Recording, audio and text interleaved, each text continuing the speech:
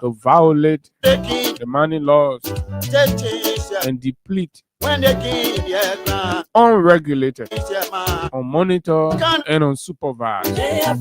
This is sickening to the stomach. You freedom fighter, you raping our women. Freedom fighter, you killing our. We will talk about that, and then we will go for the big faith. Destroying our country. The syndicate that's been built in this country. The vice president, the minister of public works, the senator of Mangibi, a sanctioned U.S. sanctioned senator, U.S. disgrace sanctioned senator Emmanuel Nukwe, Bon County Prince Moy.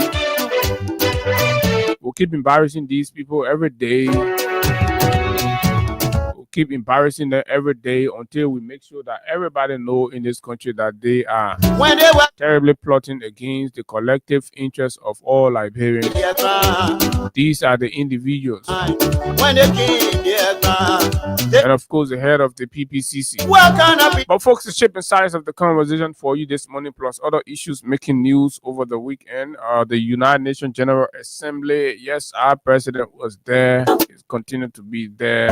He stayed in the US. Freedom fighter, you destroy our country. But guess what? The president left from there. He went to some kind of diaspora conference. And he's also been there as well, wasting Liberian people money.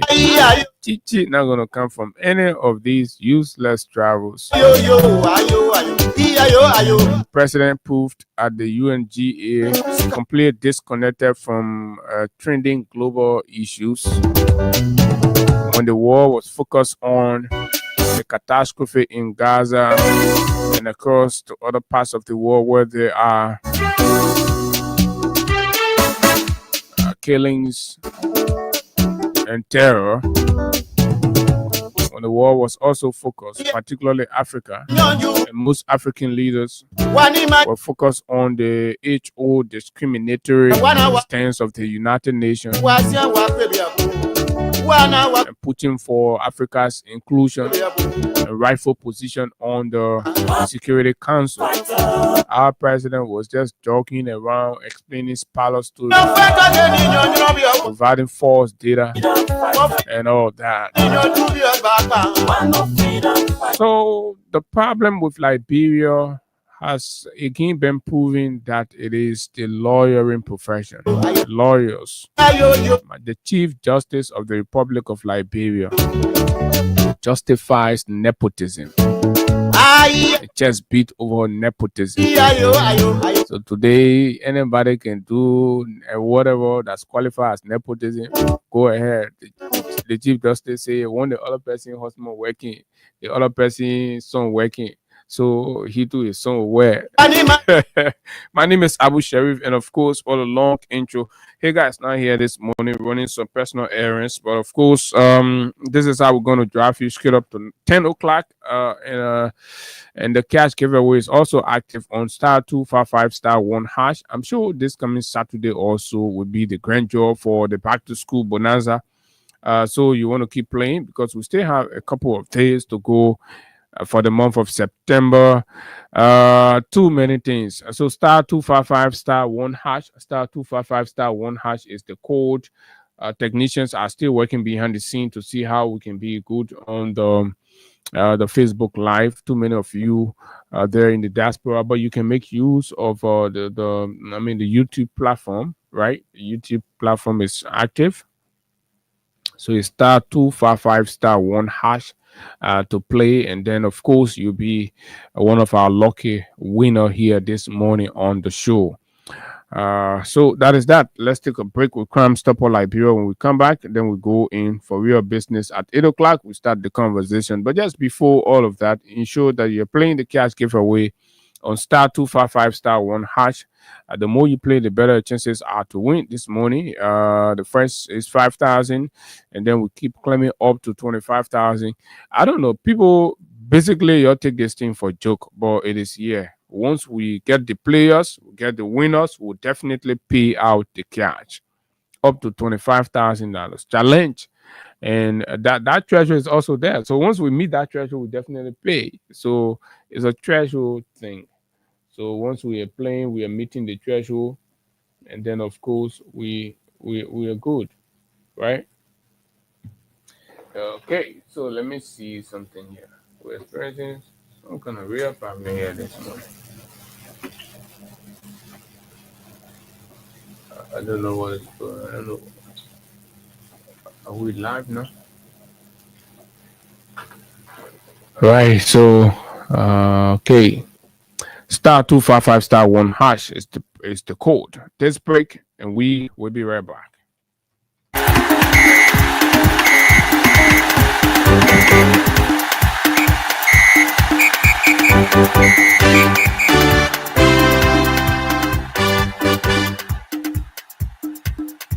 I want Liberian rooster.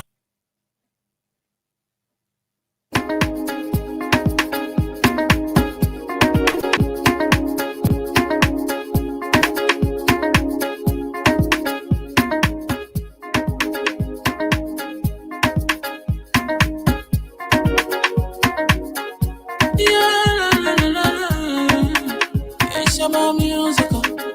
There are crowds in many places. In every community, you know, you can see. So if you see crime, report it. Don't take law in your hands, all the right authority. Really can't take your law in. Crime stopper here for us, bringing safety to your door. Whether you rich or you poor, if you see a human talking, I mean you check. Do it for your safety. If you see it, don't keep it. I'm a part of report. Crime stopper, the people bringing safety to your door. Crime stopper, stopping crime and making peace for them before. Crime stopper, Liberia, from the center to interior. Crime stopper, keeping us safe, the stopping crime for all of us. Crime stopper, the people bringing safety to your door. Crime stopper, stopping crime and making peace for them before. Crime stopper, Liberia, from the center to interior. Crime stopper, keeping us safe, the stopping crime for all of us. Crime Stopper Liberia is here for you. Remember, you see it, you report it. This is a message from the own self Omen Sam Sion.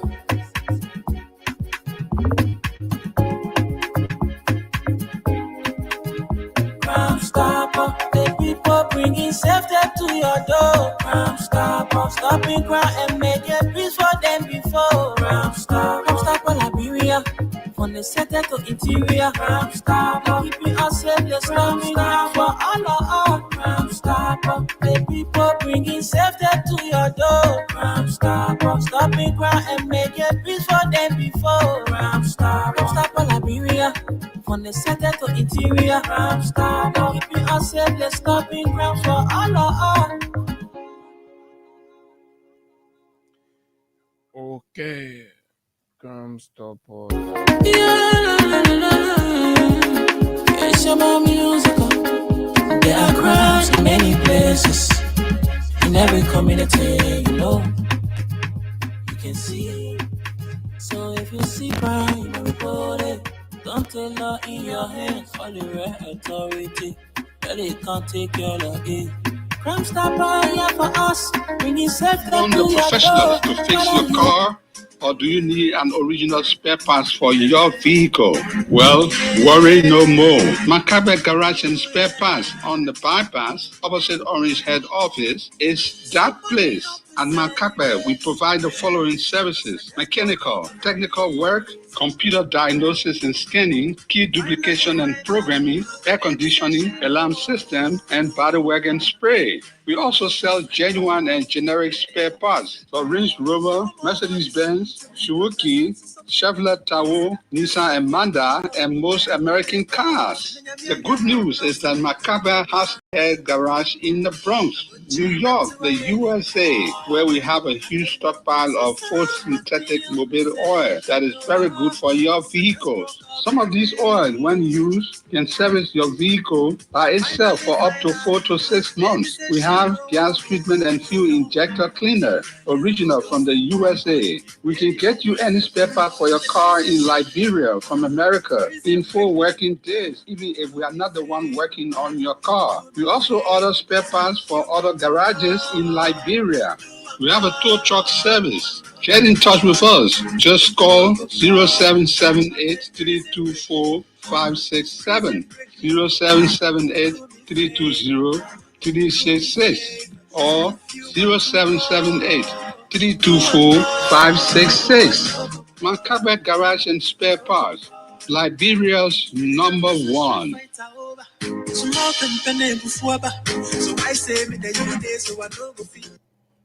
Okay, so welcome back, folks. Many thanks to our sponsors and partners, Crime Stopper Liberia, and of course, Macabre Garage as well, right here on the bypass. But yeah, it's good to be back on the show, the nation's premier breakfast platform, the Freedom Morning Rise on Freedom 87.9. So there are some heart-touching issues to talk about, but this morning, let's go all the way across to our man Eddie Jawolo, who has updated some greeting for his his village people. Guess what? You know, we've always told you that, look, for us, you can call us whatever you want to call us, but we will leave it far ahead and inform the Liberian people. And then you wait for your own compromise timing to start to talk. For us, we can leave it ahead, we throw it out. You know, when we told you, when we broke the news here that President Bouaka was building mansion in Lofa, the quote-unquote so-called independents were having their thoughts. They were saying all kinds of things. Just recently, we broke the news that Vice President Kun is sick. He's been flown out of the country, right? And the so-called independents were passing around and trying, but right now, they all have confirmed and agreed that those informations are true. They will not come to tell you that, oh, yes, these young people, you know, they're credible, they're providing authentic informations and all of that. But they focus more on the radical conveyance of the message. And we are not going to stop doing that because you know why?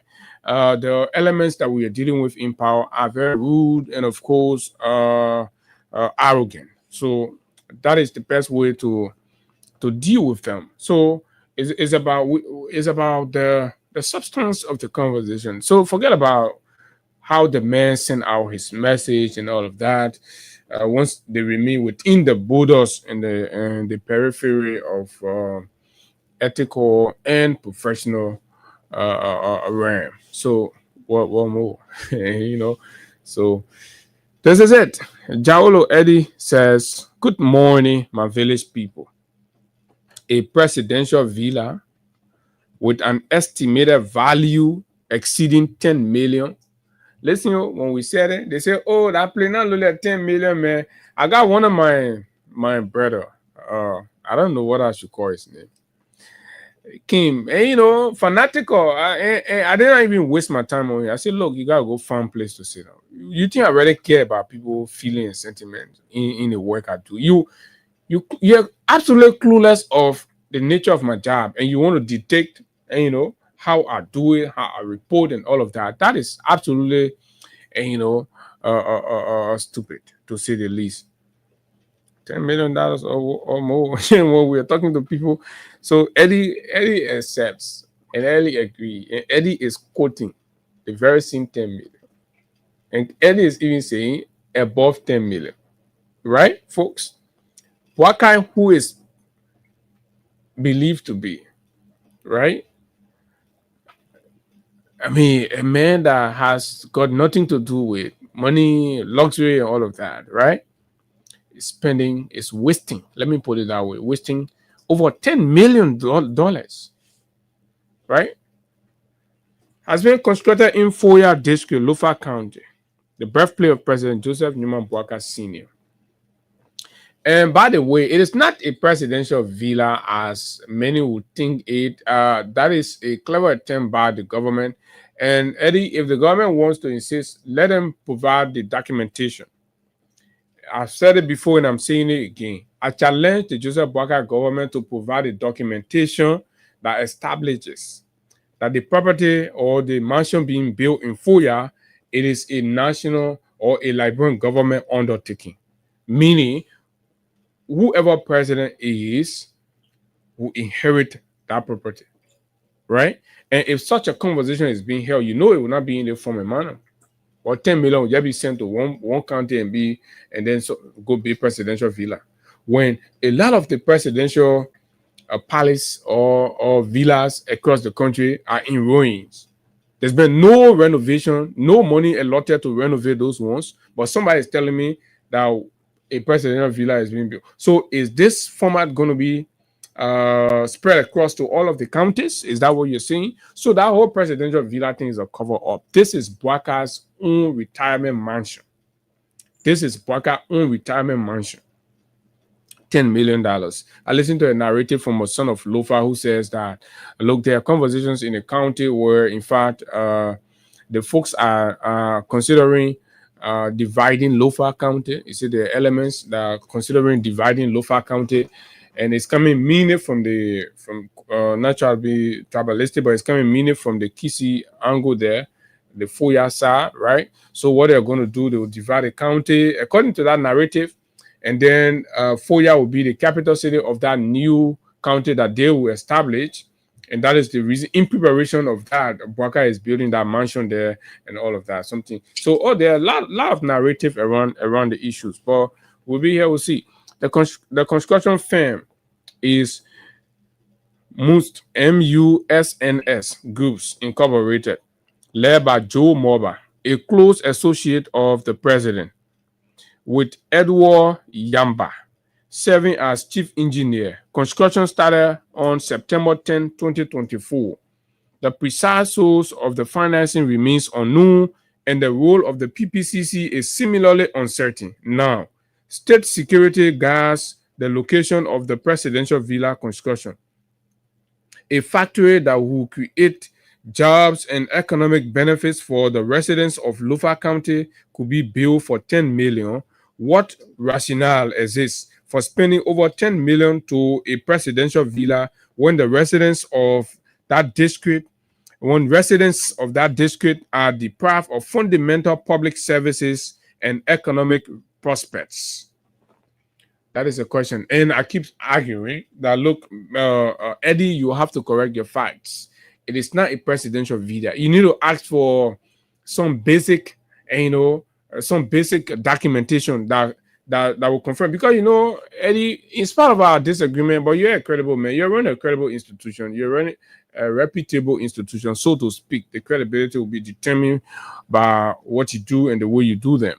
But you're supposedly running a reputable institution and an organization that's known across our politics. However, so if you must be sure and certain to say it's the presidential villa, you must have done all of your due diligence. And I'm challenging you. I want to add you to the challenge. I want to add Eddie Jawolo, predicated on the facts that you have gotten to have, communicated that it is a presidential villa. I still maintain that it is not. It did not start as a presidential villa, and it has not even transitioned into that yet. If that has happened, then probably for the past 1 week, they try to make documents and papers. Because guess what? There's a key point Eddie raised about PPCC. Because if it is a government process, it will go to procurement. It will go to bidding. How did we get Joe? How did we get Mr. Joe Morba and company? So if it is a government, so it is not a government thing. It is a Boakai thing, but it is government money that's being used. And I like a key point, a very fun point that you raised. That $10 million could be a multi-purpose factory or industry in Lofa that will serve over tens of thousands of Lofians youth. And somebody's supposed to sit there in Lofa to justify this. So Baka has not even told us the source of his income. In fact, they've made it like a taboo. Nobody's supposed to talk about this in anywhere in government cycle. With all of the rumors at MICAT, there's been zero conversations about this project in Lufa, and this is absolutely unacceptable. Absolutely unacceptable. Now, but there are a lot of these things happening in the country anyway. So let's move on. Also, over the weekend, another news about rape broke out, and there was news, big head about news of another 14 years old kid that was mercilessly raped by an official of Joseph Numa Boakai government. So you see, these things continues unabated because the president is responding in a lip service faction. You see, the president is so, for the most part, very heartless and careless about the impact of these things on the victims, to a point where it causes no chill on the president to take real serious grandfather actions when he hears that a 14-year-old minor has been raped. And, that is a first degree felony. I mean, the serious offense under the law, right? But guess what? These public officials will rape our minor, and the head of state will take no action until the media will make noise, and then the head of state will come in an unimpactful manner to issue a letter of suspension. When in fact we're hearing that the suspect is in the country and of course continues to take pay from the government and enjoy benefits from the government. So what kind of president do we have? Why is the president treating the ordinary people like this in their own country? Right? Bill McKay still continue to move around this country here when he stands accused of raping a 14 years old baby. Then one say what kind of Kuma there from the Ministry of Agriculture, right? Just recently, over the weekend, we are told again, and there are a lot of what? What's my man? There are a lot of accounts validating that this guy is notorious of this act. This the gentleman from the Ministry of Agriculture who committed one crime, right? Since it happened, we've heard nothing official from the government yet, not the Ministry of Mine, the Ministry of Agriculture, but a child, 14-year-old, was raped, and according to the recordings that we're hearing, the guy put the little girl in the room and increased his set, his player. He increased the music loud, and then he was raping the people little daughter. I mean, this is a government official. How do we even vet and appoint people into government? So the guys are using, we've been saying this thing here. United Party folks are abusers. They southern mass the boys and then they rape the girls. That's what they do. That's what they find pleasure in, and they consider that to be elitism. Those stupid country boys who think because they're associated with one crazy political institution and all they can do that qualifies as elitism to do, uncontrollable doggies around here. And at the end of the day, they collect our small children, right? Fool them with technophone and start to rape them. So when you see your small gathering, you see Baka official coming around you, take them from there. These guys are rapists. I mean, in less than a month, and we can count up to 5 major cases. 5 major rape cases in Baka government by a senior government official, if not minister, that deputy minister or assistant minister or procurement director or controller or some sort of very well-placed individual. Does this not trouble you? I think it's troubling. It is indeed very troubling. So, what has the government done in these instances? For the most part, the government has ignored a lot of them. The ones involving Larama Yonton, the one involving the Minister of Internal Affairs, were all swept under the carpet, and the one involving the guy from the Ministry of Youth and Sport, the government has refused to arrest the man. The government has refused to arrest the man. They refused to arrest the man. And the issue, a very the issue, an erroneous statement that, oh, they have suspended the man. No, what is suspension? We're talking about prosecuting the man, right?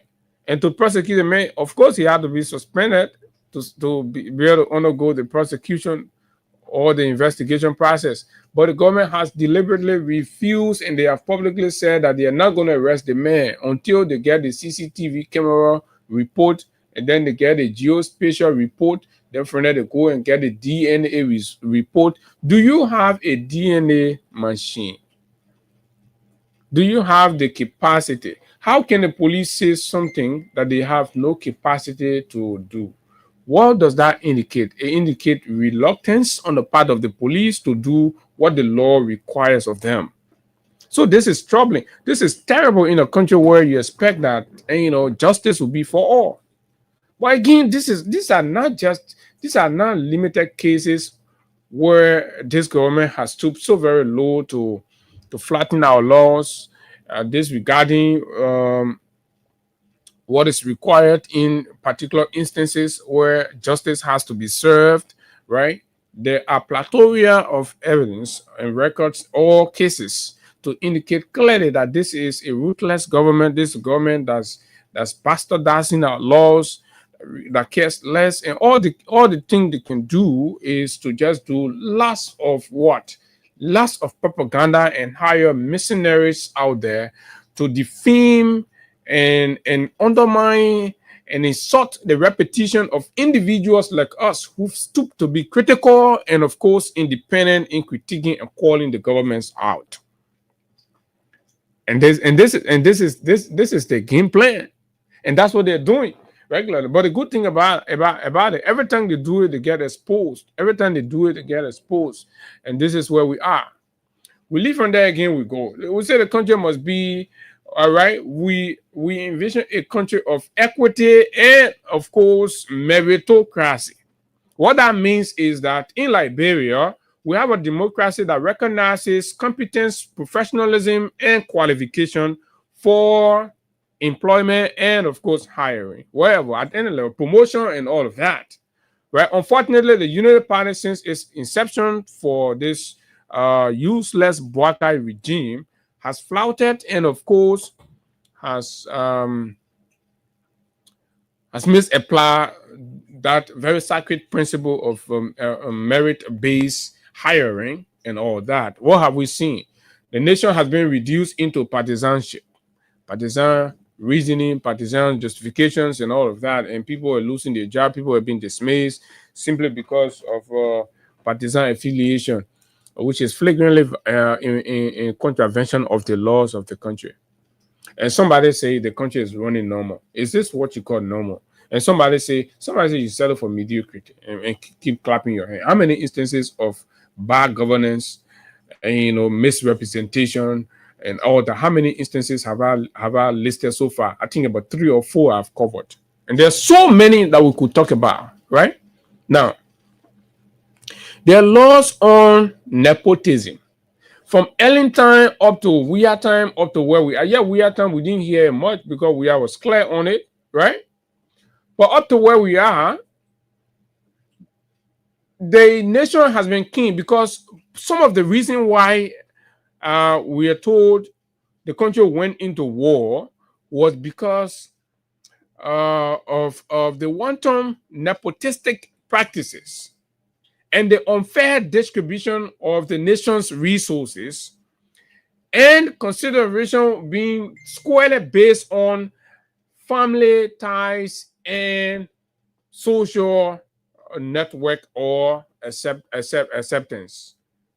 The country rallied and went into 18, 15, whatever years of bloody civil unrest, killing and killing and killing. Why did we kill people in this country? Because we felt the country was being run nepotistically, and the country needed to be on a path where the laws are clear, and of course, people must not use their position to favor a family, a relative, a friend, and what have you. Absolutely not, because every Liberians are equal and deserve equal opportunities. And if we all keep hiring our family folks, what happened to those of us who do not have family member in the government? Do we have hope of contributing and serving our country? Absolutely not. That's why the environment must be open and plain. There must be an open playing field where, irrespective of my family background, I'm convinced that I can have a chance to serve my country with the demonstrated qualifications, competence, and credentials. That is the country our people fought for. That is the country we lost our parents. And of course, people die in this country and all of that.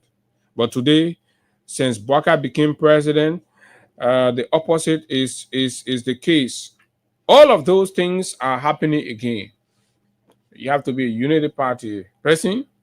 You have to be a member of the Kisi tribe, or you have to be a member or an Aborigine from Lofa County, or you have to be, somewhere from the Foya region, and this is where priorities are placed. No matter how you feel about it, these are the reality. Go across and check the contract. Just do an evaluation of government contracting and see the ownership of the companies that are getting all of the contracts, whether in roads, maintenance, whether in water, in electricity. Check it out. There are lot of things going on, right? This is it. The country is being run terribly. We are on the reverse.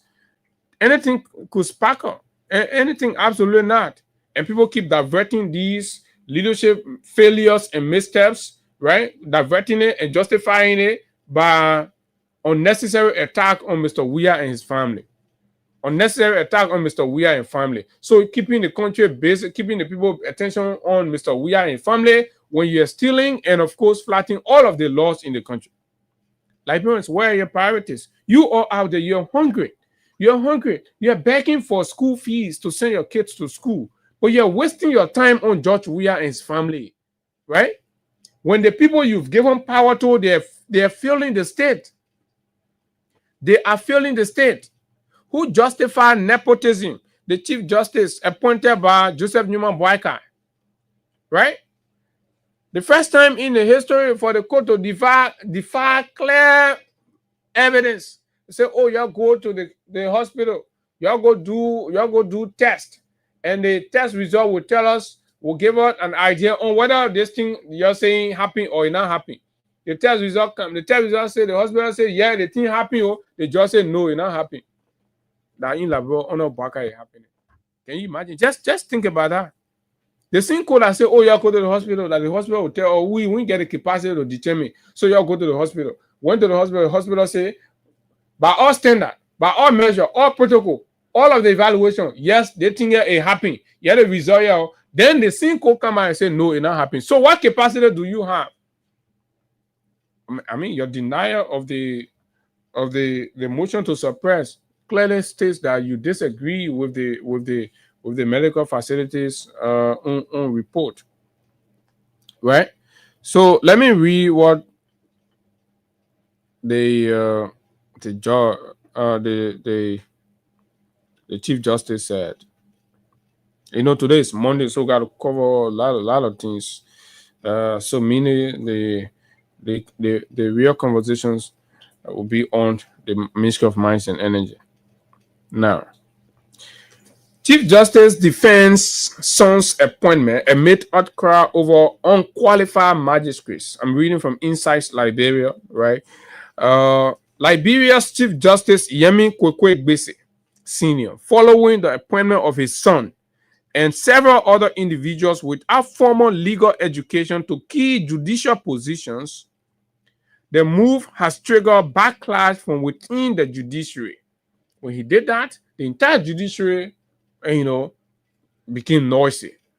the trial judges, magistrates, and all the people, all of them say, but how come? Even lawyers, law school students, why are people going to the law school and graduating when a chief justice will violate the law and take his incompetent, unqualified son, who we're told was just with the LIS, Liberal Immigration Service, and take the man, appoint the man, and then collect another Bwakai Kisi relative, I know nephew or cousin, and send the man to Vonjaman, to the Vonjaman court. Send one of Bwakai relative to Vonjaman court, the capital city in Lufa.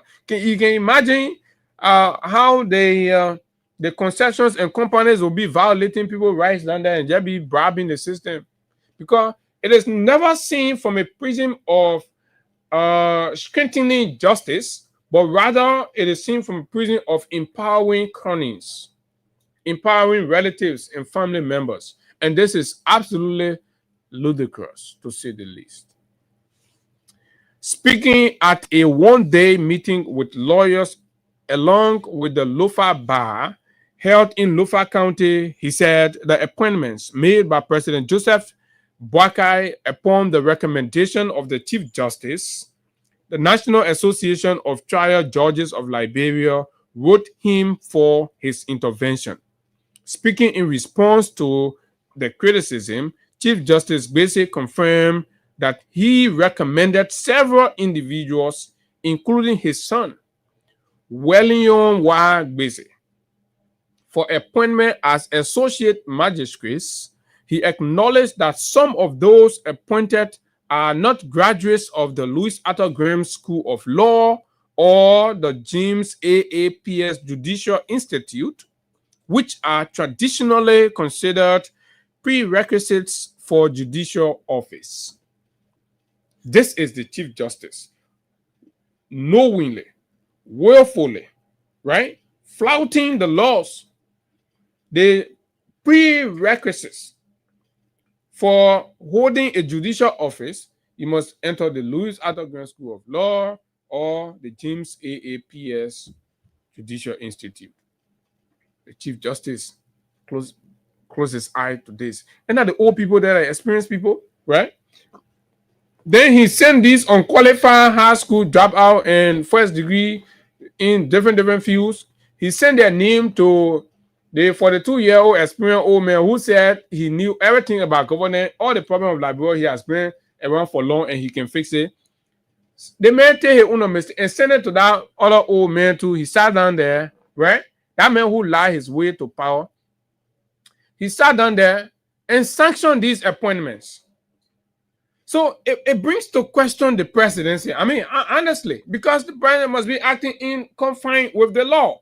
And you can see the president making these elementary blunders. And then you're justifying these things because of partisanship and some kind of nepotistic, undertone and all of that, or because of your resentment for Judge Weah, and you think you will settle for all of these violations in the country. This is absolutely unacceptable. What kind of country are we running? So what does it say to anybody? What does it say to posterity? Right? What demonstrates our preparedness to build a wholesome, functioning society that respects the law and acts in accordance with the law? Compromises everywhere, because once the nation gets aware that the national government, this is happening from the office of the president is violating the laws. The president is compromising the law. So what then would the ordinary man be doing? The ordinary man will be finding loopholes to equally bypass the law. And for him, how are they going to achieve it as laymen? They're going to raise small money and bribe the system. Because if the presidency is not upholding the fundamental sacrament of the law, you expect the layman out there to do that? No, absolutely not. He's going to bribe his way, or he's going to abuse the law. It starts with the top. It starts with the president. Defending the appointment, the Chief Justice cited the Constitution's silence on the qualification for associate magistrate, which is a blatant lie, right? Because there are other laws, right?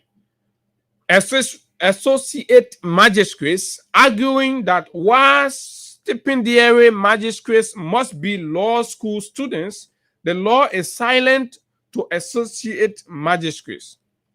The Constitution gives the president the authority, that's quoting the Chief Justice now, Yami Bezi, right? The majority block, papi, and then papi, as soon you put in a secret order, I tell them won't do content. You know, yes, it's on a share for you now, and then they won't put it in zero to low. That's what they can do. But anyway, let's tell it true, right? And the papi then won't use their power to kind of arrest us. That one, a little day and go, but we got to say the facts as they are, right? The Constitution gives the president the authority to appoint magistrates. Where the law does not speak, it is presumed to allow discretion, he said. If anyone can show me the specific law that bars non-lawyers from serving as associate magistrates, I will resign. Good. So, Mr. President, the Chief Justice himself have said it. So we anticipate that after these broadcasts, after this conversation, that two things will happen. Either the president will dismiss, and the Chief Justice, or the Chief Justice will resign, because these are the penalties under the law that's been violated, right? The trial judges of Liberia, in a letter dated September 25, 2025, the trial justice president, Judge Nancy Finda Same, expressed deep concern over the appointment of individuals who have not completed the requisite legal education or training. Among the appointees are Wellington Wagbese, Pinsville Magisterial Court, Montserrat County, Rufus Keke, Zuale Magisterial Court, Nimba County, Joseph K. Fala, Ba Magisterial Court, Bomi County, Windell Miller, Edina Magisterial Court, Grand Bassa County, Aaron Morgan Togba, Bopolu City Magisterial Court, Bopolu County, Jate Barkley, and Akwe Kennedy. Say Kungbo, Magisterial Court, Bapolu County, that Kungbo, right? Harris M. Bwaka, Vonjaman City, Harris M. Bwaka, that Bwaka relative I'll tell you about. Oh my people, when your man, your partner in government forget it, you finish in the country. So this is it. The National Association of Trial Judges of Liberia emphasized that the Judicial Institute was established precisely to professionalize the magistracy and prevent appointments based on personal or political considerations. And this is what we're seeing. So basically, these are being flouted and replaced with what? Political affiliations and family ties. Under Bwakai, they experienced 42 years old Baptist deacon. Oh my God. If individuals can now serve as magistrates without any formal legal training, what message are we sending to those enduring years of legal studies and judicial training? I mean, this is absolutely terrible. We live in a country where people will spend their money, they will struggle. I'm trying my best to go to the law school and things, yeah, but we're trying to find, all of the struggle you go through, because it's resource, constraining. So you got to make sure that you're in the right financial position, because for us, we don't like to live our life on people. So we like to try and ensure that we're in the best financial position. So after going through all of that headache, and finally you manage to enter, you go through everything that you have to go through. You live from there. Baka is setting a precedent where it does not matter, right? Some got to be a carpenter man out there, or a reclaimed Zogo, and once his pa or his man or your uncle is just send him somewhere, say, my man, go be the trial judge down there, or the associate magistrate down there. If individuals can now serve as magistrates without any formal legal training, what message are we sending to those enduring years of legal studies, blah, blah, blah? We say, however, rejected the accusation of nepotism, pointing fingers at other judicial officers or officials who have family members in public service. So the Chief Justice is justifying his violations of the law by other people. Imagine the standard. This man is the highest, right? And this man is saying, I'm the boss man, but I'm measuring what I do by the underman. The underman violated the law. The Chief Justice is not punishing that underman, but the Chief Justice says, by virtue of the fact that the underman did it or is doing it, I'm equally going to do it. Look at the reasoning. What does that say to you about our country? What does all of that expose to you about Liberia? You that's supposed to punish the male. Yeah, it seems as Mr. Bwakai, right? You're not supposed to take the action. You're not. But rather, you're using that person, right, that you have the capacity and the authority to punish, to reprimand. You're using their standard to qualify your action. And somebody said it makes sense, it's reasonable. We should sit down and 4 hour him because Bwakai is president, because this is rescue government. And all you got to do, just call Mr. Wianim, and then you're okay. So any law you violate in the country, just say Wia will not be president anymore, and then that is solved. This is nonsense. And we're going to be here for another 6 wasted years. 6 wasted years. 6 years of nothing. Absolutely nothing. Zero. So 6 years of backwardness, violations of the law, nepotism, favoritism, tribalism, sectionalism, and partisanship. This is what characterizes or describes the leadership today of Liberia, and this is why the president does nothing on the international or global stage. Look at the president. Look at people celebrating other leaders' participation and contribution to national and global conversation that has the propensity to shape our world, right? People are heralding and promoting and quoting them. Even ministers of the government are ashamed to even highlight anything meaningful from Bwakai's conversation. Was there anything meaningful? Rather, what do we get from there? What we get from there is an alliance member of the Bwakai regime who considers Bwakai's conversation at the UN as deceptive and, of course, complete lies. Listen to Emmanuel Gonkwe. Let me find the screenshot here quickly. I say, liar, say, my witness is across the river. Right? Okay. I beg your pardon. You know, we have a lot of these things in our phone, so we got to go scrolling. Well, we got to go scrolling and scrolling. Where is this, man? Say using international platform to lie. Somebody please send me that Gonkwe screenshot. Man, I'm trying to get it. Let me see. Yeah, right? So that is coming from Liberia. And it's justified. It is. It is clearly justified. Right? When our president goes to the UN and other places and misrepresents the facts and provide complete mockery, I like to put it, provide complete mockery of the realities on the ground. You go and provide thwarted narrative about the realities on the ground. You will tell the people, say, we got $8 billion to raise, and then when we come to the horse, right, we didn't get a fresh driver to eat. What kind of president is that? Right? What kind of leader is that?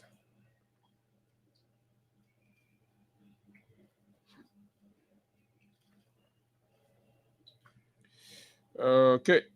Hold on for me 1 minute. So, folks, this is it. So,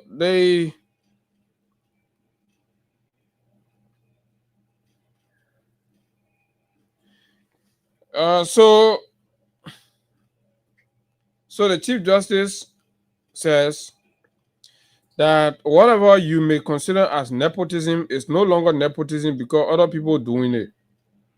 So the Chief Justice is in a way accusing the government of being entirely nepotistic. So as a result of that, and here's the Deputy Minister for Planning and Manpower. at the Ministry of Labor. So,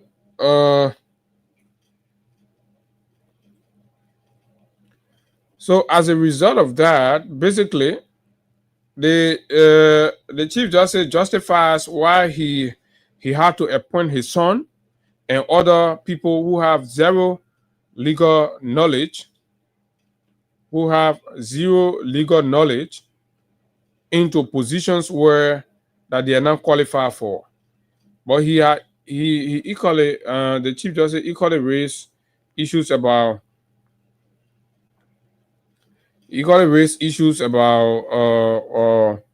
the law, challenging that anybody should provide him any law in the country that speaks against nepotism.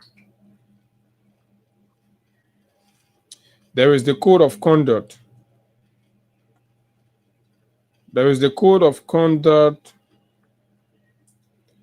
Let me try to get beg your pardon, please. Okay, so okay. So let me go back. What happened this morning? All right. Okay. The thing I want, that one not coming. The one I want, it coming. Okay. So the Code of Conduct spoke clearly about nepotism, and it defines what nepotism is as well. So for the Chief Justice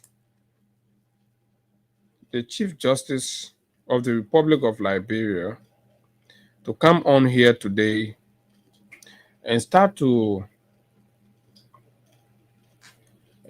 justify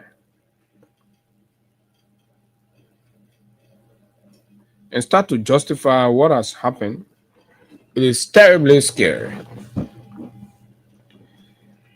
What does the law on appointment of magistrates says?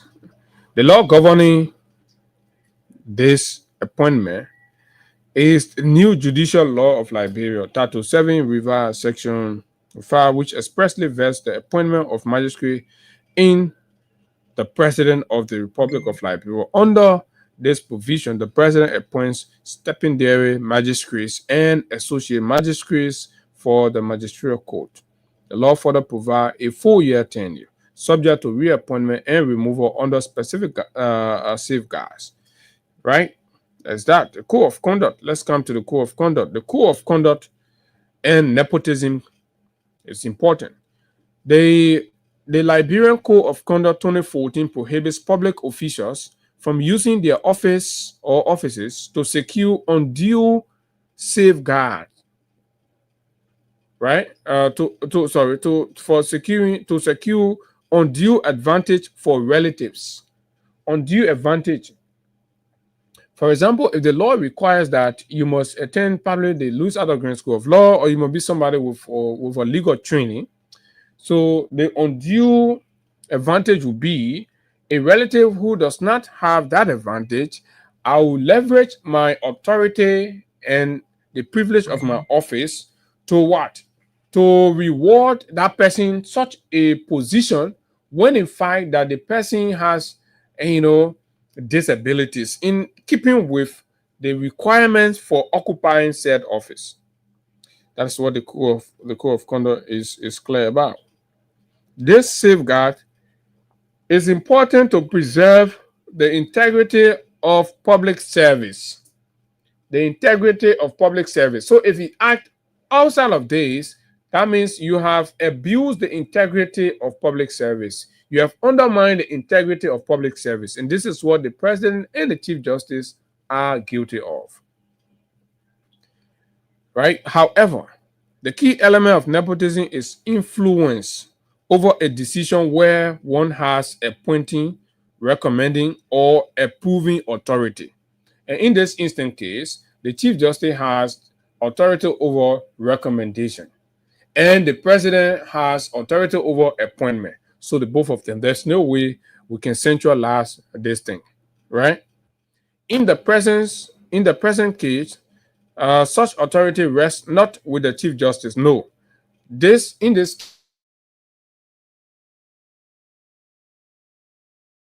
Chief Justice, he recommended, he recommended, formulated the listing and sent it to the president. It was on the strength of his recommendation that the president appointed.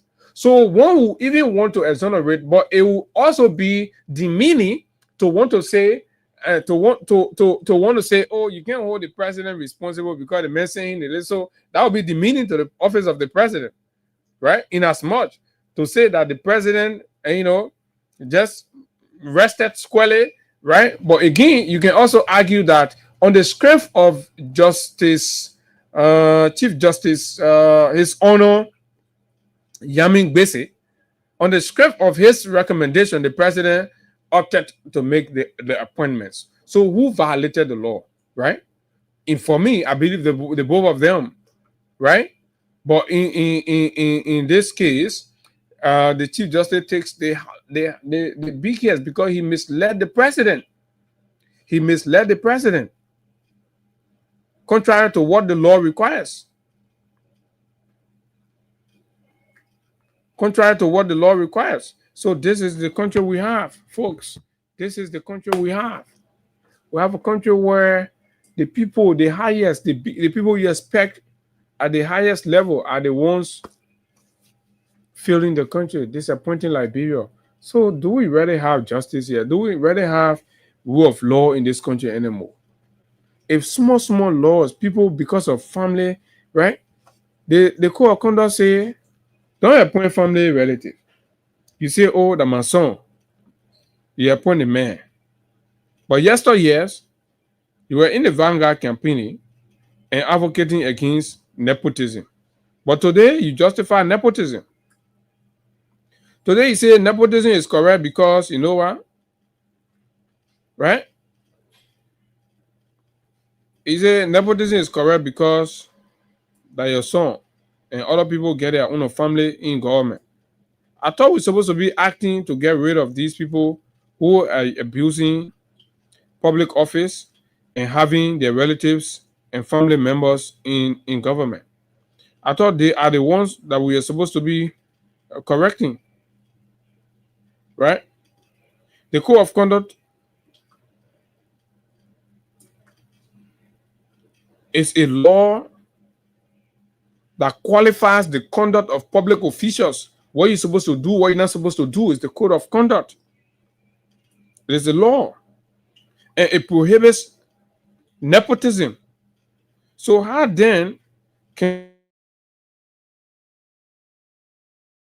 the code of conduct? How does the code of conduct defines nepotism? Continue to play your cash giveaway *255*1#, right?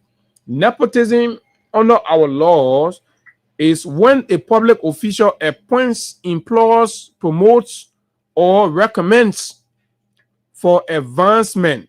So somebody should call Kanye. I told you, Kanye is a terrible lawyer. Kanye is a disastrous lawyer. You see, this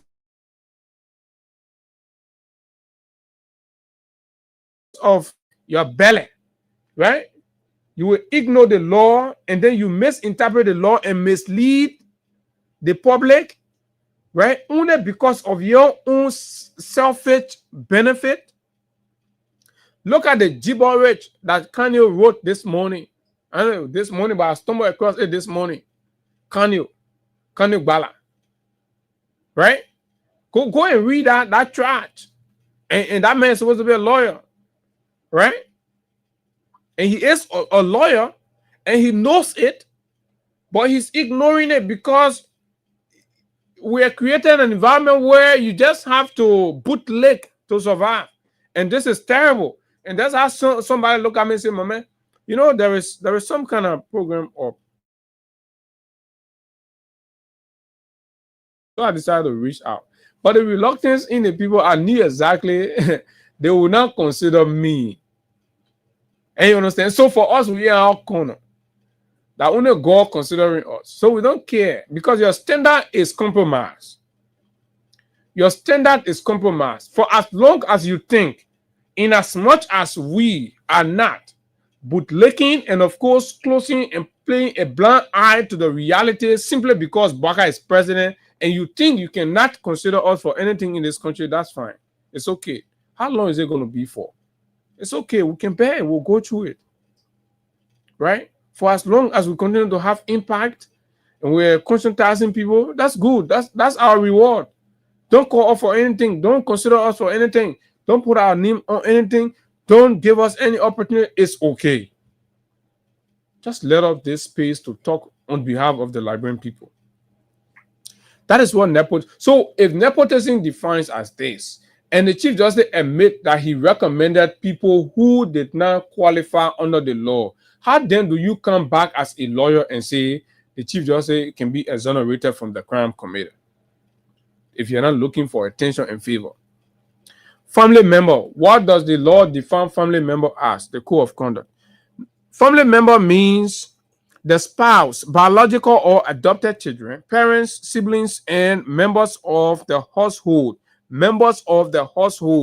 of public officials and employees of government who depend on them for their livelihoods.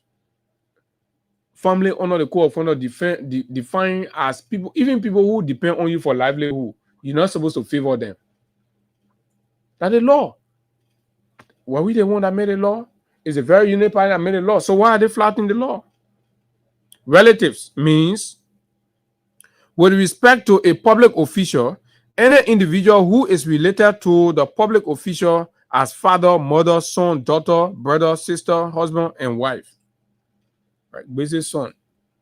But Kanye State comes back according to his century. I don't know what kind of century is that, right? And turn it around. At the end of the day, you just drive quietly and go to the Chief Justice or and go sit down there, or go to the Chief Justice or papi, or defending you, that thing that papi. So uno leg, but what thing you won't do, you go clear it because Chief Justice you'll be in the Chief Justice corner. Where else I can do that thing? I can sit down here. I ignore all the thing. I start firing for the Chief Justice. Start firing. Chief Justice get consent. And I fire. I send my clip then to the Chief Justice. Yeah, get consent. Oh, what can I your man? Yeah, your man. Then I get in the Chief Justice corner. But we are saying no, we don't want to get in the Chief Justice corner. Rather be in the Liberian corner than the Chief Justice corner. But Kanye said no, he ain't get time for y'all. Right? So here we are. He go in a late Chief Justice corner. He turn the law around, confuses the whole thing.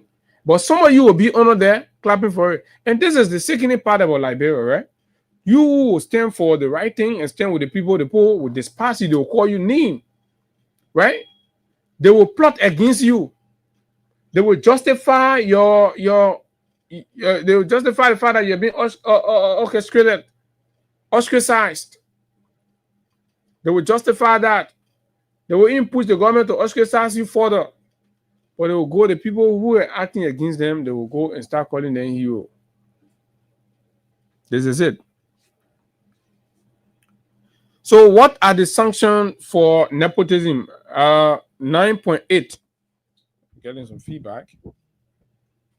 feedback. Okay. So the penalties for nepotism include reprimand, suspension, demotion, or removal from employment, and could include prohibiting the offender from working for government for up to 5 years. This is what should be happening to Chief Justice Yamin Gbese. You see that big male, that very powerful male, but it takes a small boy like me, and depending on nothing, to come here and sit down and say the truth and read the law.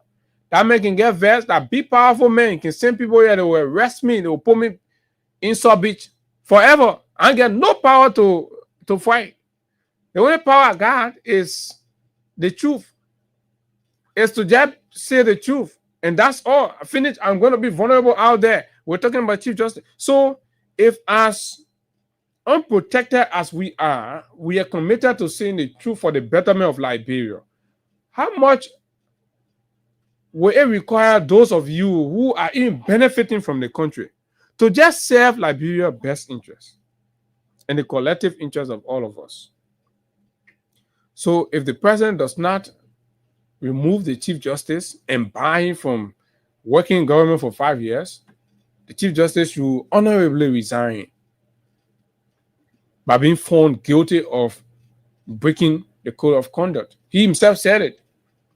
So look forward to see when the Chief Justice is going to resign. Sanction for infringement.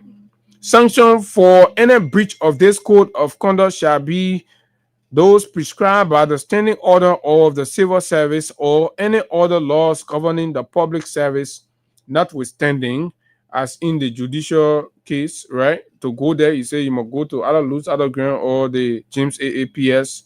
The people violated it. Procedures for reporting, blah, blah, blah. Folks, that's what it is. Let's hear from you, Liberians. This is your country.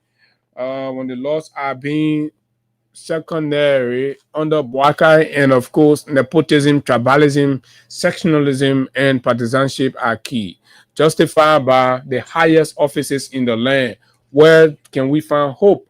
And somebody think Liberia is being governed normally. 0776 104 104 086 500 104 plus 231 86 500 104 are the numbers to call. Should you still go to the court if you have issues in Liberia, if the courts are themselves violating the laws, and of course, incompetent and unqualified folks are being appointed? Good morning. Let's hear you. Good morning. This is Benedict Zao, and I call you from Central Malaysia. Go ahead, Benedict. Yeah, I want to appreciate this morning for the show. You see, my brother, we are heading for great danger. The most scary thing is that looking at where we come from, and this government, the way they run things is like they want to take us back to that terrible back. For the Chief Justice, the head of all the legal activity in this country, to be proceeding in a wrongful and illegal path, this is so scary, my brother. So that means the entire country, we the honorable, we are vulnerable to these people. But if you find the one who had the legal aspect of the country proceeding illegally, this means that this country, we are on a time bomb. I'm scared for the information that you're giving this morning. I'm greatly afraid. Okay, we are on the time bomb. Thank you very much. Zao, there's 0776 104 104 086 500 104. You are even going to feel more terrified the moment we go to the Ministry of Mines and Energy conversation. You're going to feel more terrified for your country, knowing and understanding that you're sitting in Monrovia, hoping that the government is working in your interest. Some of what we're going to be revealing here this morning is going to terrify you further. But let's take more calls. Good morning. Good morning. Good morning. Thank you. This is Steve Moban Sakama. I come and speak out this morning. Go ahead. Thank you so much. I don't know where Liberia is heading currently. When I listen to the Chief Justice one time, justifying nepotism, they do a comparison with someone that has their family in government. I ask myself, where Liberia is heading?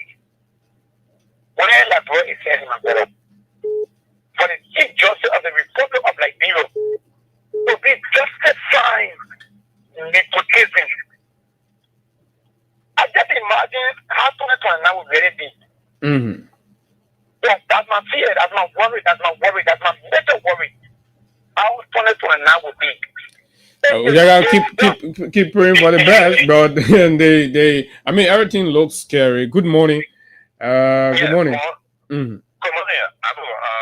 Thanks for the acknowledgement. This is Edmund Carr, the digital keep the tire president to the fire to deliver. Look, Liberia is serious trouble, and this is why we have said that the Nigerians should not allow themselves to be destroyed by a Waka too serious. Because Waka catch the executive, they are jackrabbing, Waka enter the legislature, you already saw it on different side. So you won't want to allow Waka to enter this era that at least should be serving as a hope for the Liberian people to destroy. That shouldn't happen. Look, that appointment, it was too fast. You just taking over. There are many things over there to correct or to put in place if you have any on your desk. Why are you so rushing?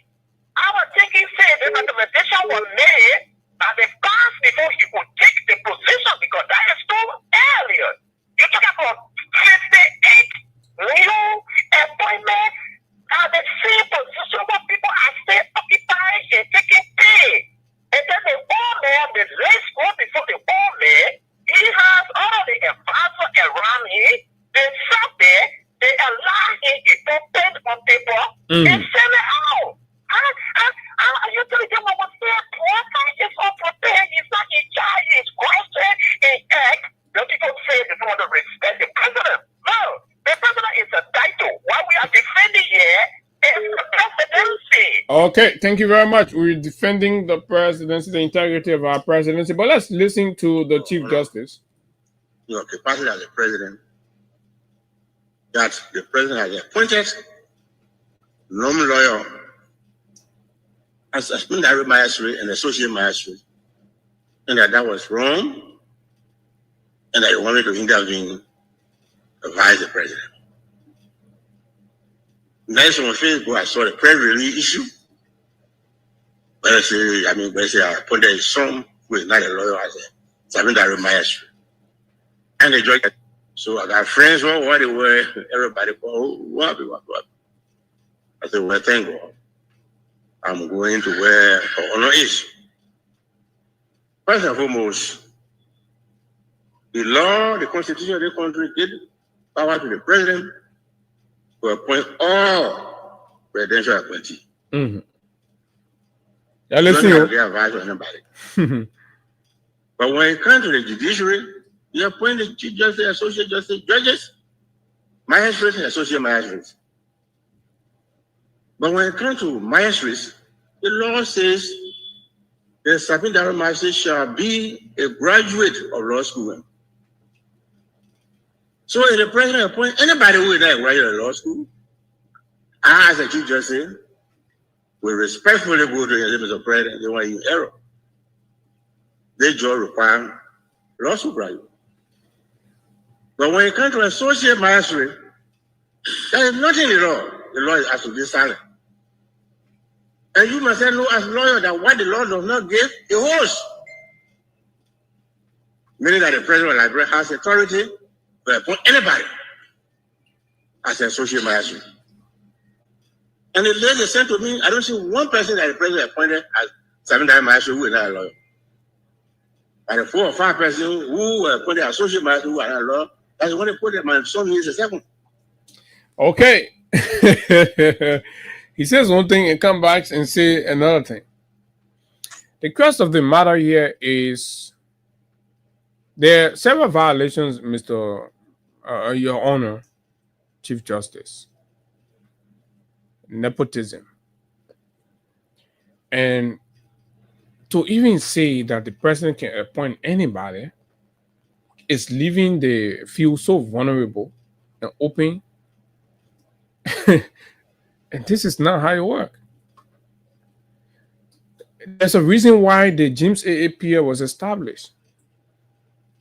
There's a reason why the Louis Arthur Graham School of Law is there. Right? So that people that will go through the James AAPS programs who are now lawyers by profession, but have gone through the rudimentary and fundamental trainings, who go and serve in these associate magisterial positions, understanding of what they are to do and what they are not to do. What does it say to the quality of the justice system if the Chief Justice sanctions and agrees and justifies that the president can take any Tom, Dick, Harry and put them anywhere? This is scary, right? I take 3 calls and then we move to something else. 0776 104 104 086 500 104. This is your country. This is the new standard. And of course, this is the rescue for you. Good morning. Hello, good morning. Morning, sir. Let's hear you. Thank you. This is Washington Soap. I call from Judicial. I can clearly say that this country is really damaging. How can the Chief Justice, the man who preserve war, the court that has the final saying of our country, saying such a thing? That the president can appoint anybody, even a farmer, to be associate magistrate. What can I say is that? What legal knowledge that person has to work with? So, how can the Chief Justice present? I don't really know what people they came to damage the country or to move the country forward. Are you not discouraging people from even practicing law? You made an entire era of burning without the guy. Anybody can do anything. Yeah. What kind of thing is this? And then the man is involved with nepotism. People who should be speaking against crime committed in this country, they are involved with such. I don't know. I don't really know what system of government is this. Okay, thank you very much. That is the Bwaka system of government. Good morning. Good morning, Abu, and good morning to your listening audience. Morning. You're the second to our last caller. Let's hear you, my brother. Thank you. My name is Ismail Kamara, and I'm calling from being here this morning. Mm-hmm. So, Abu, I don't understand the reason why professional people would choose to compromise their own integrity, for personal gain. It means I don't call for.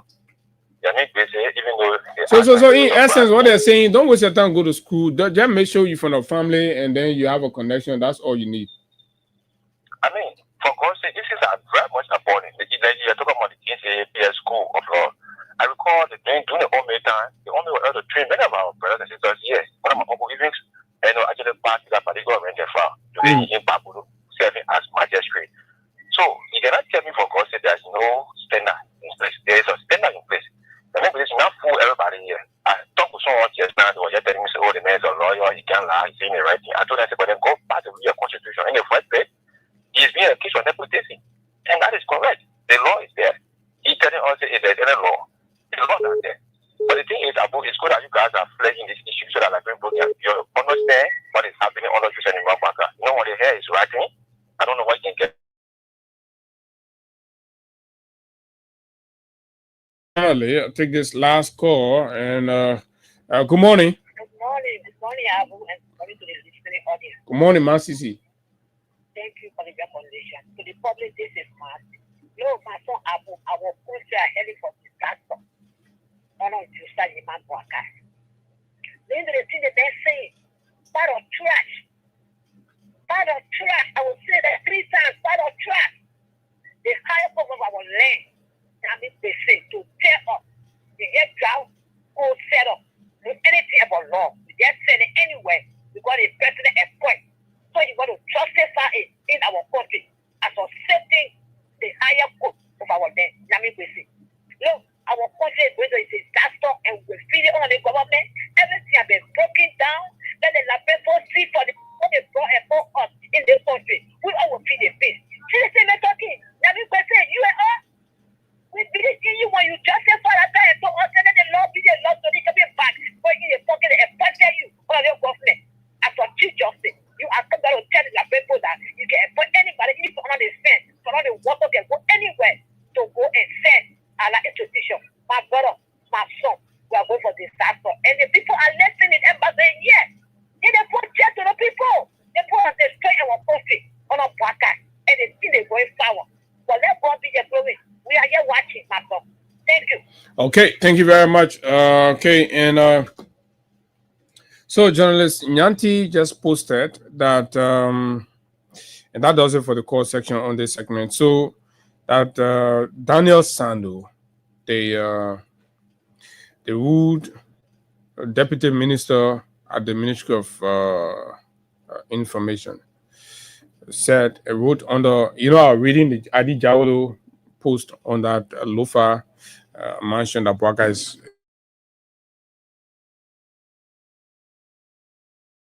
wrote cluelessly that, and I quote, my understanding is that the project is an MRU funded initiative. To even begin by saying my understanding, that means he does not have the facts. And to be at that level, and you don't have a fact on a major project in the country, and you're supposed to be an informer for the government, but a major project in the country is going on, and you're sounding unaware of any detail surrounding. I will come to the misconception and the deliberate lies with it. So my understanding is that the project is an MRU funded initiative. It's been hosted in Foya, Lofa County, due to the geographical suitability for the area. In short, they choose Foya because of its connection to Guinea and Sierra Leone. Now, an MRU construction is going on in Liberia. That's according to this rule kit, Daniel, right? Which is a lie, deliberate lie. And this is the lies that they're passing around. They can say it officially, but they're passing around in their corners because they know it will be responded to. MRU, go on MRU website from last year, September to now, or even before. If you see anyone release to the effect of constructing any base, right, on behalf of the MRU, anywhere, whether in Gekedu, in Foya, or in Kwendu, that a decision got reached. And if such a thing happened, the Ministry of Foreign Affairs will be the lead. The Ministry of Foreign Affairs will be the lead, right? And Liberia representative to the MRU will be involved. Contact any of these offices. If you see one paper, don't call me Abu. The government think they can come here and be lying about everything and just thinking, right? Our MRU, a whole MRU can't do secret part. Then MRU constructing. But our EPS people mining the place. That MRU construction going on. That EPS people can escort the containers that take the material from Monrovia from the port to Foya. But that MRU project. I challenge the president office to say it is a lie. Right? Because I know several EPS officers that have accompanied materials overnight to that place. And you can sit down here, you even know what's going on. You say, oh, my understanding. It's not say the facts. It's also say documents available. Or the facts is the fact is that in fact it's be challenging Eddie Jawolo. Because you don't have a capacity to challenge me. So you challenge all of you that are friends. So I mean friends as in United Party friend. So you can challenge your UP man, your UP alliance man, right? The point at which people like Eddie will be coming out, and you know how long this has been? We've been singing song dating for over a year. That today they believe it, that they're saying something small should tell you that, you know, it is. So you shouldn't even entangle MRU in this thing. You shouldn't even entangle MRU. MRU don't do thing in secret. It's open. So when MRU doing project, not even police, not even MRU supposed to, in fact, that's supposed to be a benefit for private security firms. Because the MRU money now. They'll hire private security firm and be paying them, the people will be working there. But no, the president say, oh, MRU, you're leave it. Right? In fact, the people that are constitutionally supposed to be providing protection for me and my properties, right? That the people I was sent to go man MRU construction. That thing looking like it makes sense. But anyway, let's take a walk with Crime Stopper and we will be right back. Very short break. Very, very short break with Crime Stopper. For us, bringing safety to your door. Whether you rich or you poor, if you see a you must target, I mean you cheche. You wait for your safety. If you see a don't keep it. I'm a part of the boy. Crime Stopper, the people bringing safety to your door. Crime Stopper, stopping crime and making peace for them before. Crime Stopper, Liberia, from the center to interior. Crime Stopper, keeping us safe, let's stop crime for all of us. Crime Stopper, the people bringing safety to your door. Crime Stopper, stopping crime and making peace for them before. Crime Stopper, Liberia, from the center to interior. Crime Stopper. Okay, let's bring that one down. Crime Stopper Liberia, folks. Welcome back to the final lap of the conversation, and this is trending. This is believed to be coming from the Ministry of Information, Cultural Affairs, and Tourism, and the thing is in lieu to what happened at the airport to the rousing welcome that former President Weah enjoys. It seems the government want to replicate something on behalf of President Boakai. You see, they're giving attention to to things that really don't matter. So, His Excellency President Bouaka arrival notice. His Excellency President Joseph Newman Bouaka Sr. will be arriving for conclusion of his official visit to the United Nations, to the United States of America. Sorry. While in the United States of America, President Bouaka actively participated. Active there you go. Actively participated. Call your speech or your banner speech. When you owe the Liberian people banner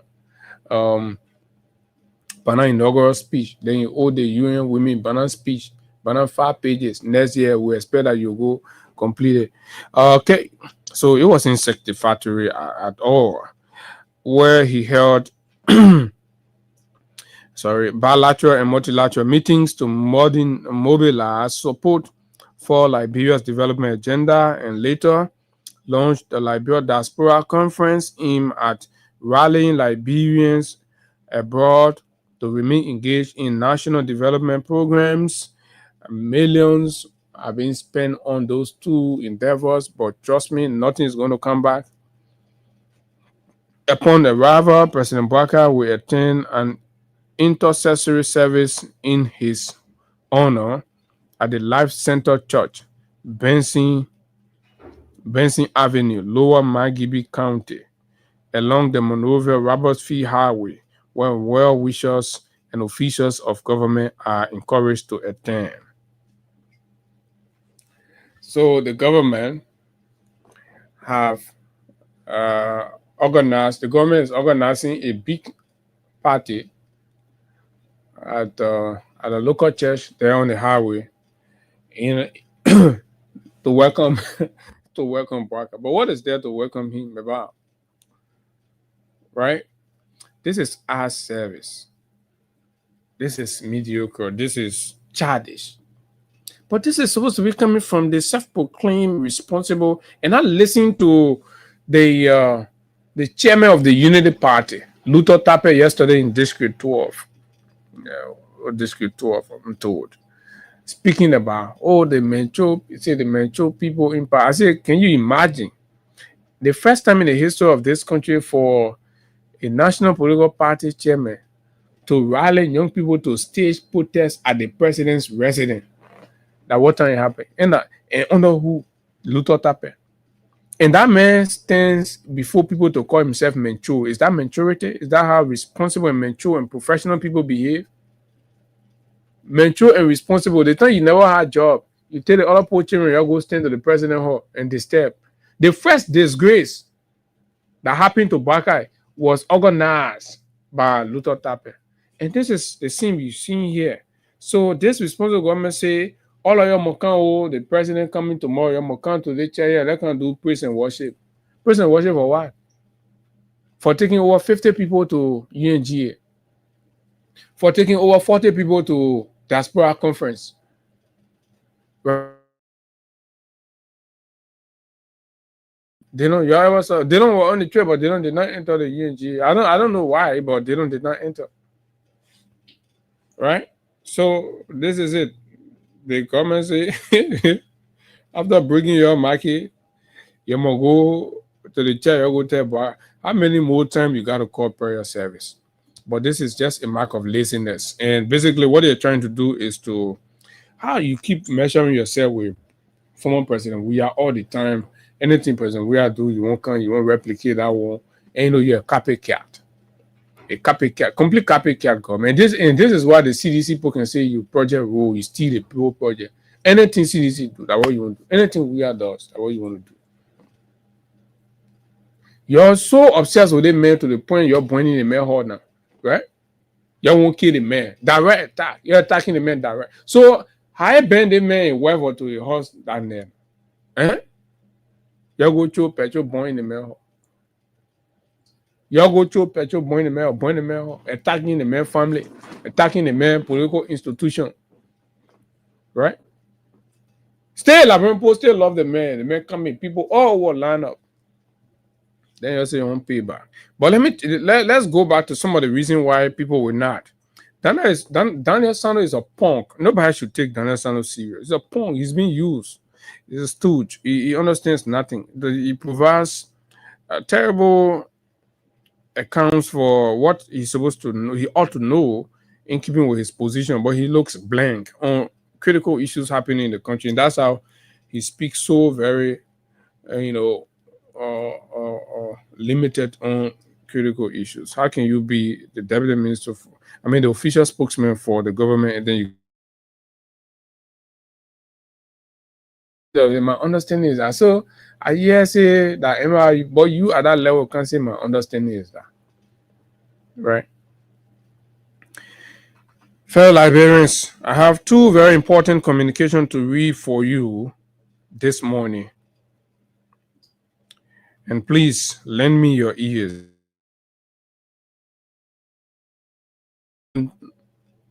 Some of those issues. And today we are going to the Ministry of Mines and Energy. Remember, some days ago or weeks ago, we brought you a communication from the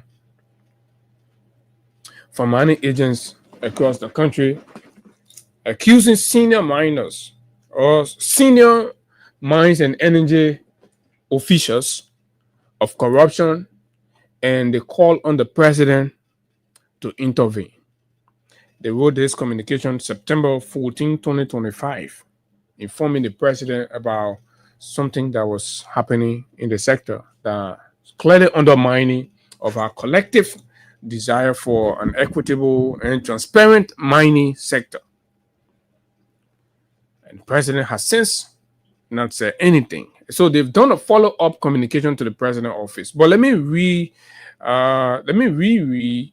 the previous communication because I read it here before, and then I'll come to the latest.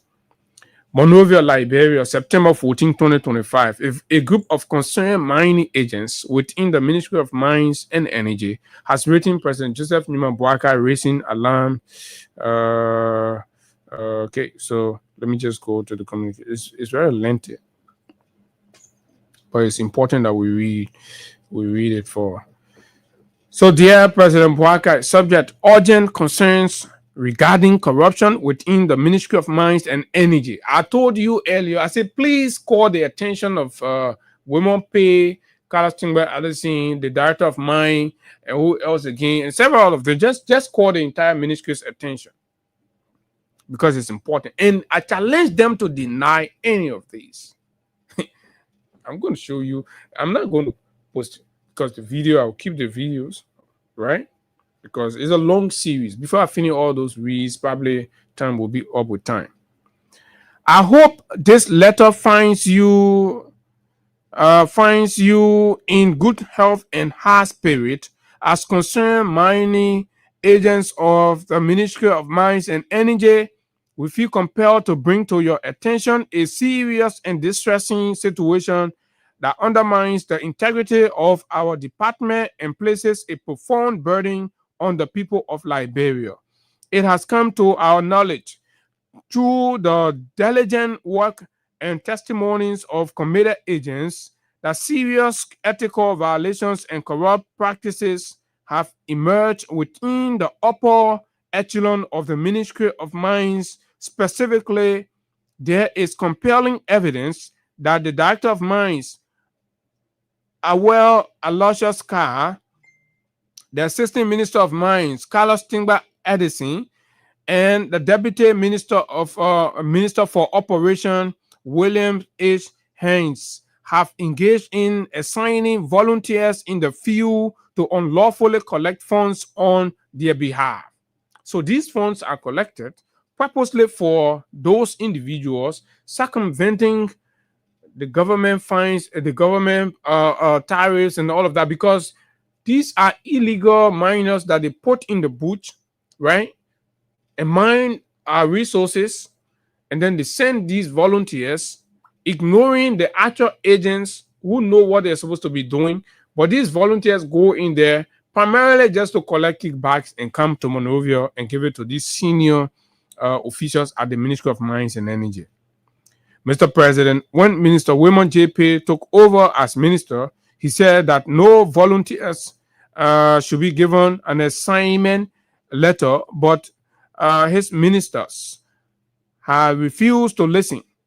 And those are the ministers entrapped in it. So the minister says the assistant minister keeps giving keeps giving assignment letters to quote unquote his own or their own agent because it's a syndicate. In June of this year, on a Saturday morning, Director Carr received the amount of 15,000 US dollars from a Chinese man called William, who is carrying out illegal mining activities in Bentall City, Montserrado County, blah, blah, blah, adjacent, blah, blah, blah, blah, blah, blah. And then you come down further. In July of this same year, Director Carr again received the amount of 15,000, together 30,000 from the Chinese guys who are working illegally in Vic mining district, Grand Cayman County, blah, blah, blah. And that is that. So, okay. So we come down further. We come down further to Grand Cayman County. This amount was given to mining agent Scott to Randy Scott, who is the general manager. The director is in the habit of what? Collecting monies from us for assigning or assignments since he took office. And we have been asked to submit reports. But guess what? The report they're talking about that money, to submit money. So therefore report. So the director of mine tells the agents to submit reports, tell them to bring certain money every other weekend, right? To him and Assistant Minister Carlos. The director and Assistant Director Benti Toje are in the habits of collecting monies from us before they can validate the miners' licenses in the system. Concerning Minister Carlos Timber Addison, the young man who was forced on the ministry by the Minister of Foreign Affairs, Sarah Bachelet Yanti, has turned the Department of Mines into tax collection center. Carlos of all people, right? Collecting tax. So the board collect, create a small susu club in the place. Just sending people collecting anything you gotta pay. Report to him on a daily basis on one of his brothers, Robert Wape, who is not an employee of the Ministry of Mines and Energy, is currently in Sino County raising money for him. So we have a lot of videos from Sino, Grand Jida, and other places of these illegal mining areas where the agents have gone. We have a recording where you listen to the Chinese guy, and the black manager, quote unquote, arguing with the actual agent who are going to implement, telling the agent that we have your people here, we get a name. Every month we send money to them. Carlos Timber Addison and the cohorts. So what has Minister Pay done about these things? Nothing. Absolutely nothing. Absolutely nothing. Why do you think Minister Pay is careless about doing anything? So that is a snippet of the first communication that was done, right? Let's go to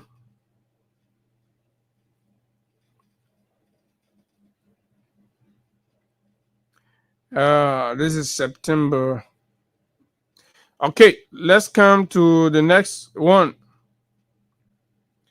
This is a subject follow-up from our communication addressed to you on August 8, 2025, concerning the corruption that is ongoing at the Ministry of Mines and Energy.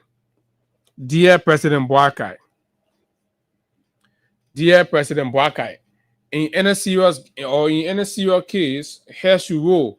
I believe as the president enters tomorrow, the president should, first of all, initiate and call these ministers. But trust me, there is no way that they can exonerate themselves. Mr. President, if you want me to help, I can help you. We can submit some of the videos we have, right? And let them go before you and deny these claims.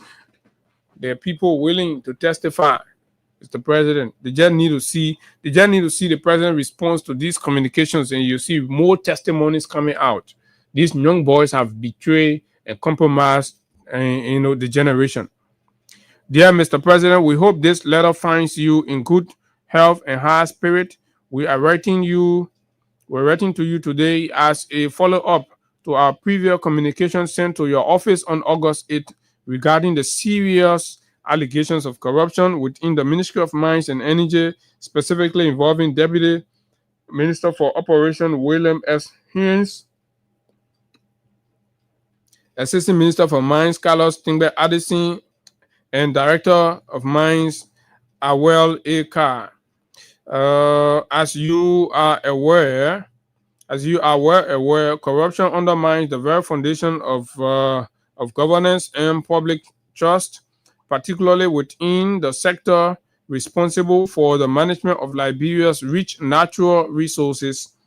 Our earlier correspondence highlighted specific instances where unethical practices may be disadvantaging both the state and its citizens.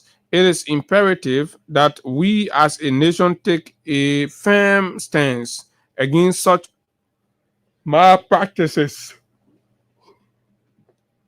to promote, preserve. Okay, let me take a water quickly.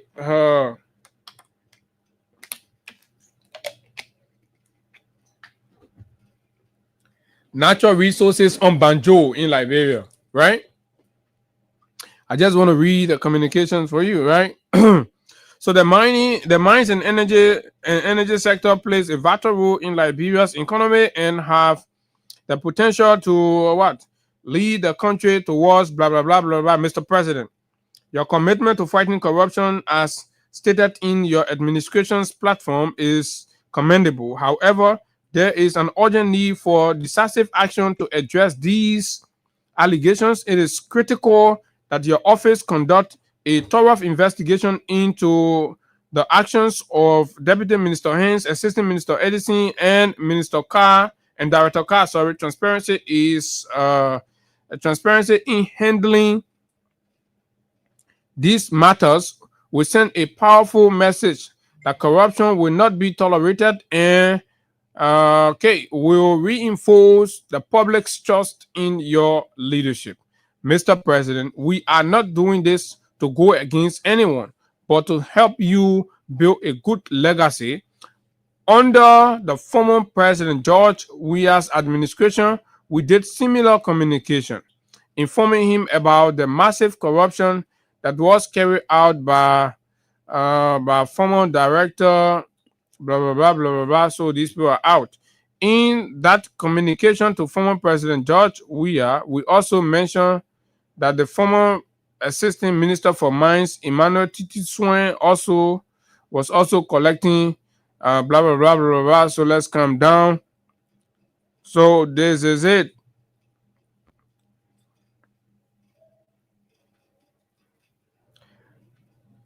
Okay.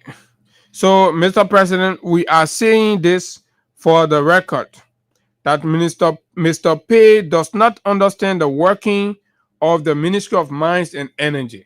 So this is it. William Pei that the president appointed is getting clearly established that William Pei does not understand what he's doing down there. William Pei is just sitting down there and the people are corrupting our natural. That place is a critical sector. That is what the children we are born in today are even supposed to hope on. Right? So you have a man there who is zero, who has no understanding, and the young people there just are using him and stealing money and probably sharing kickbacks and all that. By the time I saw Women Pay collecting generators and fueling the ministry, empowering the ministry, I knew that place was being compromised.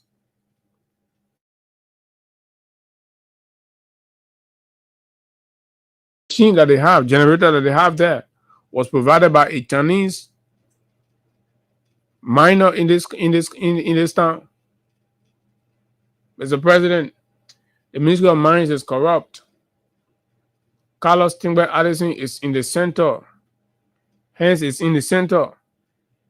Car is in the center. What are you going to do about this? This is not the first time, and neither is it going to be. So, fellow Liberians, I want you to see the magnitude. I want you all to see the magnitude of what is happening to our country, right? I want you, you see, this is the heavy duty equipments that these Chinese have in the forest, and they're depleting our natural resources, and they're not paying any tax to the government. They have no license to operate. In the first place, what happens is that these people are assigned concessional areas. You know, concessional areas, most of them, it has been proven, they do not have the capacity to conduct routine, monitoring and supervision on all of their concessional areas. So elements from the Ministry of Mines now will enter into clandestine arrangement with illegal Chinese miners. When they come in this country, right, they will assign them places under the arrangement that when you get caught, when they are caught, then the ministry will remove you from there. And all I say, they didn't know about it, but they know about it. And thousands of United States dollars are received monthly, and they go directly into the pockets of these individuals' names we just call. But I know this is a country where you say these things and other people sit down. They don't take them seriously. They don't do anything. If you do this thing in other country, right, complete noise will come, right? This is it. One young man having how many keke riding in the country, right? That Class C miners are supposed to do these kind of things in concessional area, but you take a Class B operation there, undermining the country and depleting, and without paying any cents or dollars. And this thing is happening normal. Everybody is there, all of them, right, folks? Let me show you this.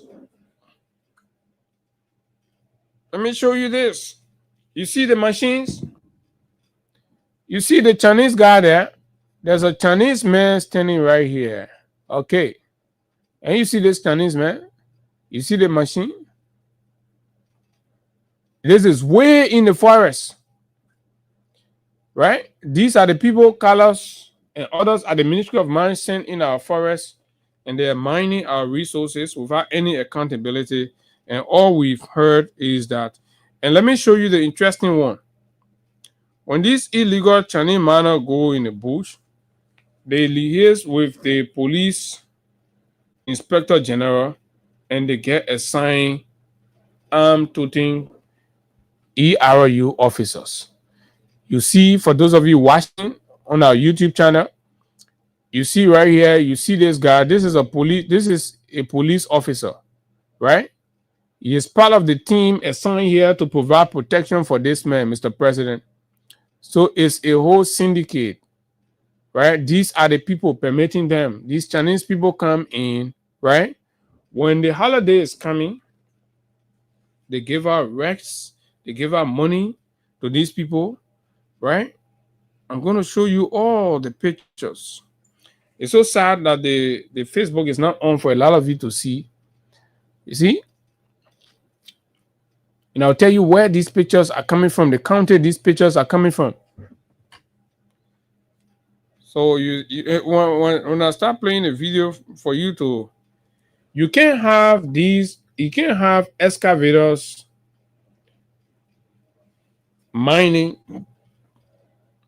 This is not what Class C mining operation is supposed to have. You see the machine? Way in the bush. While we're sitting here, people are hungry, right? Lawmakers have not taken pay. Few guys at the Ministry of Mines. And this is illicit arrangement. The Chinese are taking millions from the country and giving the border 10,000, 15,000, 20,000, in some cases 50,000, and the man okay, the man selling the whole country. They sit down and these boys, he open shop for a woman, buy keke, his brother that working the Ministry of Health, living in Banavie, that one controlling that one, multiple kekes in the street, right, running. And this is where we are. So the machines and equipment unregulated, illegal mining site is in the Bua mining district, where it is alleged that Carlos Timber Allison, William S. Hines, and Awel Carr are receiving $10,000 US every month to allow a Chinese man called Gao Fang, aka Barry, to work illegally. These are the people who are supposed to be regulating the mining industry, but then they enter into illegal arrangement with Chinese miners, sending in places in the forest, and they themselves don't even know the quantum of minerals that these people are taking all of the country. They don't even know. What kind of Chinese man will go buy the heavy machine and carry in the bush? Do you know how much for each of the machine? And you are so wicked to your country as a young man, you sit down there, you think 15,000 or 10,000 every month is okay. And these people are taking millions from the country, fellow Liberians. Right? What is the president going to do is a major question. Agents, legitimate agents working that the government paying to be inspecting and enforcing and reporting on these things. When they report it, why? It go to these individuals, the Department of Mines. In the Department of Mines, the Deputy Minister of Operation is in the web. The Director of Mine is in the web. The Assistant Minister for Mine is in the web. So where? Even the Minister proper is in the web. Where are we heading? Folks. And somebody said the country is running normal. For as long as George Weah is no longer president and Bwaka is the president, the country is running normal. The country is running normal in their mind.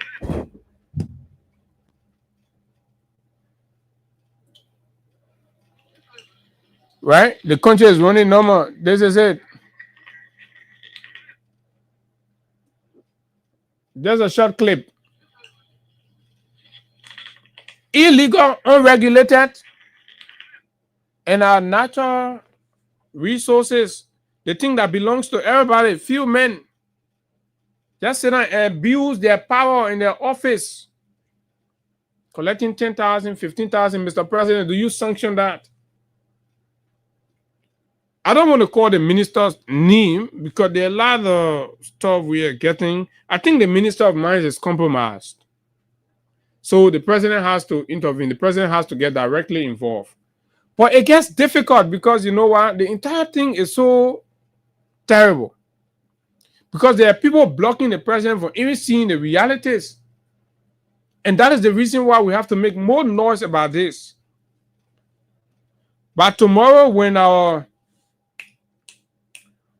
live stream comes on, we will display and play you the video and you will listen to the confession from the Chinese people, calling names and accusing and even stating figures. The Ghanaian people that are there in Grenji there, mining on the river, right? The black sand miners. All of them are paying not to the government of Liberia, they're paying to Carlos. Are you interested in investigating these folks? Right? Let them go and exonerate themselves. But for as long as we keep these people in the position, the more the people continue to deplete and take our resources. leave this country going into. And a lot of you that are outside of the country, whatever Reward says, Reward G, Grand G there, Sino, Bapolu, and just all over. You get all kind of illegal Chinese mining site. You just see them go way in the bush, go put big headable machine in there, and the jail. Without any regulation. If it is happening without the knowledge of the ministry, then that's one thing. But to know that it's happening with elements from the ministry, aiding and abetting and allowing this thing with evidence and record coming of them receiving kickbacks, and nobody is taking any action, let's see what happens. From now to Friday, we're on this case. Oh yeah, and I heard that they went ahead trying to intimidate some journalists and reporters and all kinds of things. Let them go try it, because I just take my whole phone, I carry, or I bring my computer and just open everything, so be saying it right there and let them say, but tomorrow it's going to be a good thing. Unfortunately, the screen did not come on. Tomorrow we'll put all up here. We'll put Carlos and all the agents, the people they have collecting for them, right? We'll get their names and we'll call their names. The relationship will call it. And where they have assigned them will call it. Those volunteers. So like I can say, my witness across the reward. And let them go to the president and deny all these people. Should Carlos and the other guys still be sitting now? Since last month, we talked about this thing. And they stay there. Thank God the president is coming tomorrow. So we're going to welcome the president with the conversation tomorrow. And please, let's share this conversation, because it's about the future. It's about the natural resources of the country that all of us should benefit from. And for few people to think because the president has appointed them and they can sit down in the corner and keep collecting their 15 and 20,000, they're not sharing that 15 and 20,000 with us. So if we all sit down, this is not even the politics. This should not be about politics. Irrespective of your political persuasion, everybody should unite against robbing the country natural endowment for the selfish benefit of a few. 0776 104 104 086 500 104 plus 231 886 500 104 are the numbers to call. Time is fast spent, and then we can be out of here. Okay, 0776 104 104 086 500 104 plus 231 886 500 104 are the numbers to call.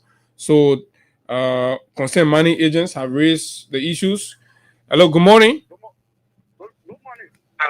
My name is Chester, and I'm sorry for something there. Good morning. Go ahead. Yeah. Let me take that for the show. It is not a surprise for some of us who know Carlos and that of the you see, there's the reason this man he has no vote. In fact, the Central Committee of SUP and removing from the chairmanship because of him doing best day beyond the Central Committee, who is the biggest division of the Vanguard Party. So he has a history with this from the level of SUP. Yeah, the man have a corrupt history. People know that. The more four is that story, and one is the president want to have discussion beyond the Central Committee. Oh, okay. Thank you very much. Good morning. Yeah, good morning. Good morning. Yeah. Again, I'm paying this out. Abu, I always saying that he was on the arrival of the president in order to amplify this conversation. No, not waiting on a arrival, but it's going to coincide with his arrival because our screen was giving a problem and we want to play this video so like when people themselves will hear it, and so it coincides with the president arrival. He's going to be here tomorrow. Okay. I got that clear. Because if you're going to be tired, I'm going to say it'll be a waste of time. Because in a struggling economic situation, if you have a president who will drive in $1.2 million vehicle, then you think he has any intention of alleviating the people of poverty? They got their own bunch of cartels of criminal. No, I agree. We can talk the president on, but to imagine a young man like Carlos and their likes to be there and then compromising our natural resources for their personal benefit. This is absolutely sickening. Yeah, and these are the guys who are talking about pre-buy our money. So they pre-buy our money theory. It was in their mind was to come and take our money and put it in their pockets and certify their family. This is why they all allow that we are big shit of the rest. They all so now we gotta bring back our minerals. Thank you very much. Yeah, bring back our mineral because you mortgaging our mineral to the Chinese people and they're stealing the black sand and they're taking all kinds of minerals because it's unregulated. Yeah.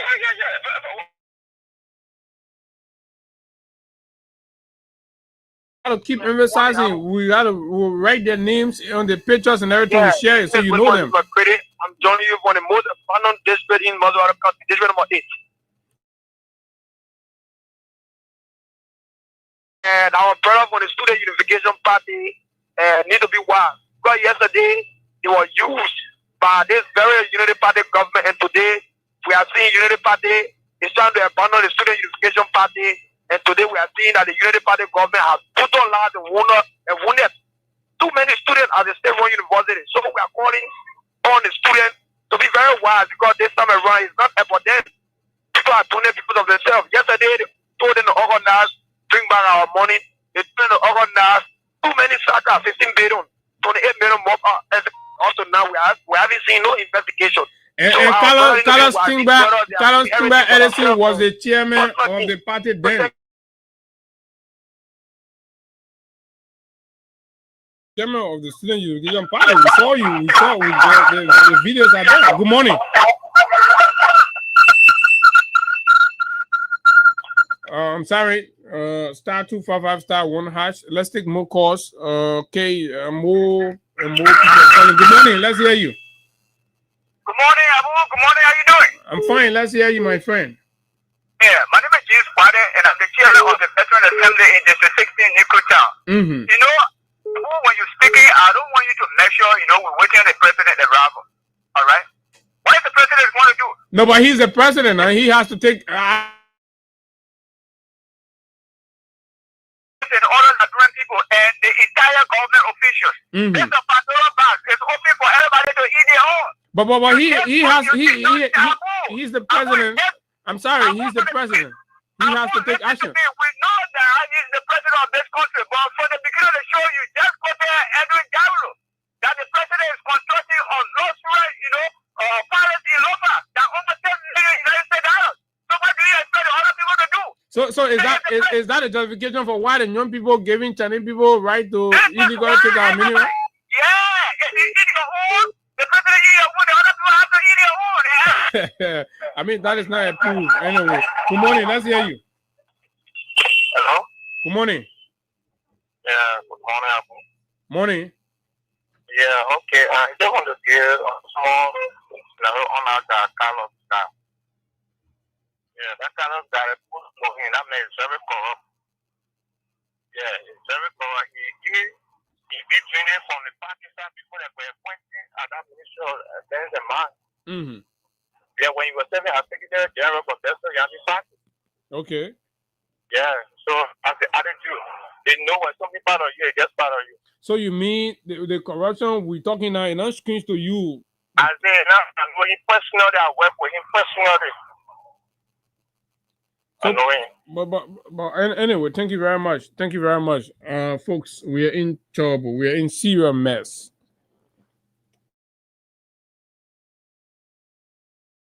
Good morning. Good morning. How are you? Good morning. Soup veteran, former chairman Carlos Timber Allison in the web of mining corruption. Go ahead. Let's hear you. Okay, I was speaking from Buiba Island. Go ahead. So this thing, we cannot see this thing in the West African region. I can remember this one morning I stayed in Kaduna State. I even see white men.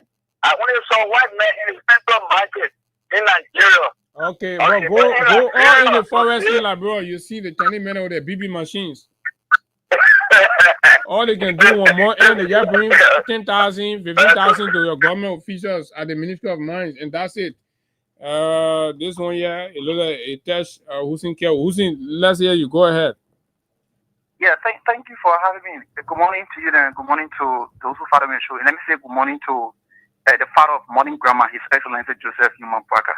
Okay, thank you very much. We're talking serious thing here. You can bring modern grammar Bennett. Modern grammar Bennett we're talking about. 0776 104 104 086 500 104 plus 23. Liberian poor are suffering. And you have officials in the government stealing and indulging into bribery and compromising our natural minerals, our mineral resources for their personal benefits and aggrandizement. The personal details as to what they're involved with and what they're getting and what they're doing, right? Trust me, we have all. We have them. I mean, if you sit and realize that this country you expect to realize your fullest potential has been captured by Chinese, illegal Chinese miners, Ghanaians miners, and Burkinabes.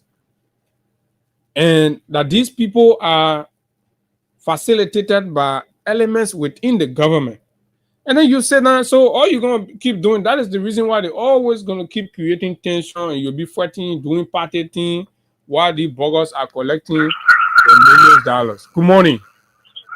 Good morning, Abu. Morning. I was on the line when I went off. Okay.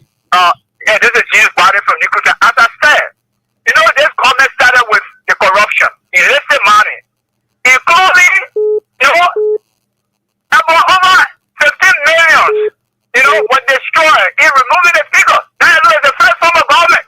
The achievement went out and, you know, Judicial 73,000 United States dollars for the 73 districts around the country. The first one when he made figure for the inaugural program. These are the things that started with the government. Everybody plans to corrupt the system. Okay, the taxpayer money. So what do you expect? The country is in a serious state of dilemma. This government is not going to do anything good for the Liberian people. This is how they started with the fifth year, and this is how they're going to end with the fifth year. Nothing we want to realize. They are not so when we identify corrupt people, we call for their removal in government until we can get the good ones. Who will remove who? Central cannot fight against itself. Central cannot fight against itself. Who will remove who? Everybody not eating. So we have to live with it for the 6 years. Nothing you can do about it, Abu. We just continue to talk about it, but nothing is going to be done about it. Okay. Thank you very much. Thank you very much. You've made your point. And I don't know how many of us are going to settle for that we should just keep quiet and leave it for 6 years. That is unacceptable. No, I believe I want to. Hello, good morning. Good morning. Good morning. This is Shana. How are you? This is who? This is John Safa Boyma. Boyma, go ahead. Okay. I'm calling on Prophet. Mm-hmm. I want to ask, because for one fact, the first priority of money is given to the Liberians. And I'm hearing the Chinese are all in the bush. Because I'm one of the beneficiaries of that. That is what I'm saying. And when I went out of the ministry, they gave me the first opportunity as a Liberian to own the mining sectors. But you're saying that people put it aside. The Chinese, if the Chinese want to invest in this country and they bring the tax to the Liberian government, you have again to give the opportunity. Yes.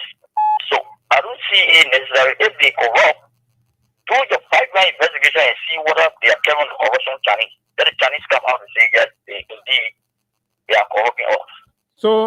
So listen, I don't know what you're even trying to say, but anyway, let me just help. Okay, go ahead. Concerned agents, I read their communication. You know who are the agents? Money agents? Call their names. You know who are they? Call their names. That's what I mean. Oh man, get off on my phone there. So, folks, that's what it is, right? No matter what you do in the country, there'll be some people with screwed heads. So you can, money agents and call their names. And call money agent. Hello, good morning. You know how many are there? Good morning. Good morning, Abu. How are you? I'm fine. Let's hear you. Yeah, this is Jefferson Cloud. The silent listeners for decided to just take part on the program today. Thank you, Jefferson. Yes. The thing is, when the air is corrupt, it means that the tail will not be corrupt. The person we're taking to be the person is saying doing corrupt attitude. But when you talk over the followers that anybody that sees you invest in the country. So So in that corruption, so it's not speaking to us. Because the president said it's corrupt. Thank you for having me. Okay, thank you. I'm gonna hold it there. And folks, this is serious. You understand? We all can have our views and all that. People who are working in the sector, working in the ministry, people who government pay as money agents, say the agent on behalf of the Ministry of Mines, government send them all across the mining district to go do inspection. Then you come here, you say, I'm gonna call their names. Who are you? The people say, Mr. President, corruption in here. They put name the people. They're not me. They put name the people in their letter. I read the letter. Then you come here and say, what happened to some of you sometime though? When you put your country first and forget about all these small defending for crumbs, how much they can give you so much?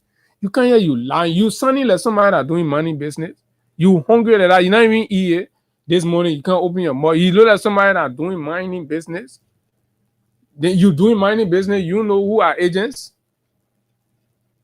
They not give you scratch card the corner. You even know what to say. You can't talk. Trash. Oh, gotta go, man, folks. Thanks for always joining and being a part of the conversation. This is the Freedom Money Rise on Freedom 87.9. Too many critical, interesting, and important conversations this morning. Of course, we are going to continue from where we stopped. We're going to keep looking into this until the president takes action to redeem the Department of Mines at the Mines and Energy. The corruption claims are so overwhelming.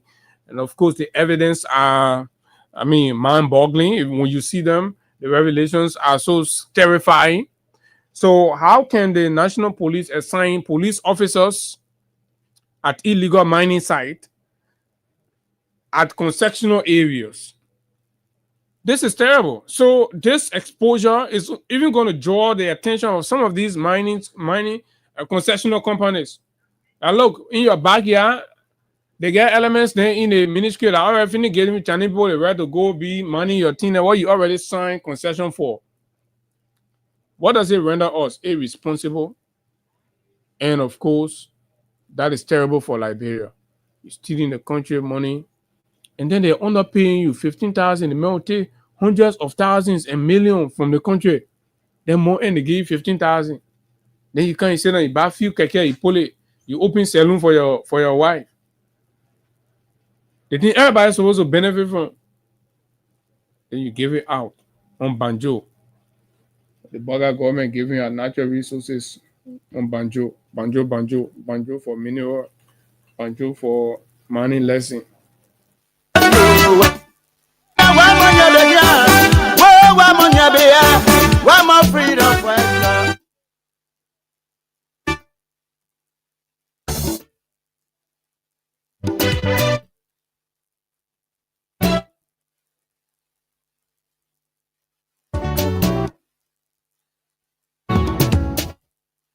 They welcome me, they say they welcome me.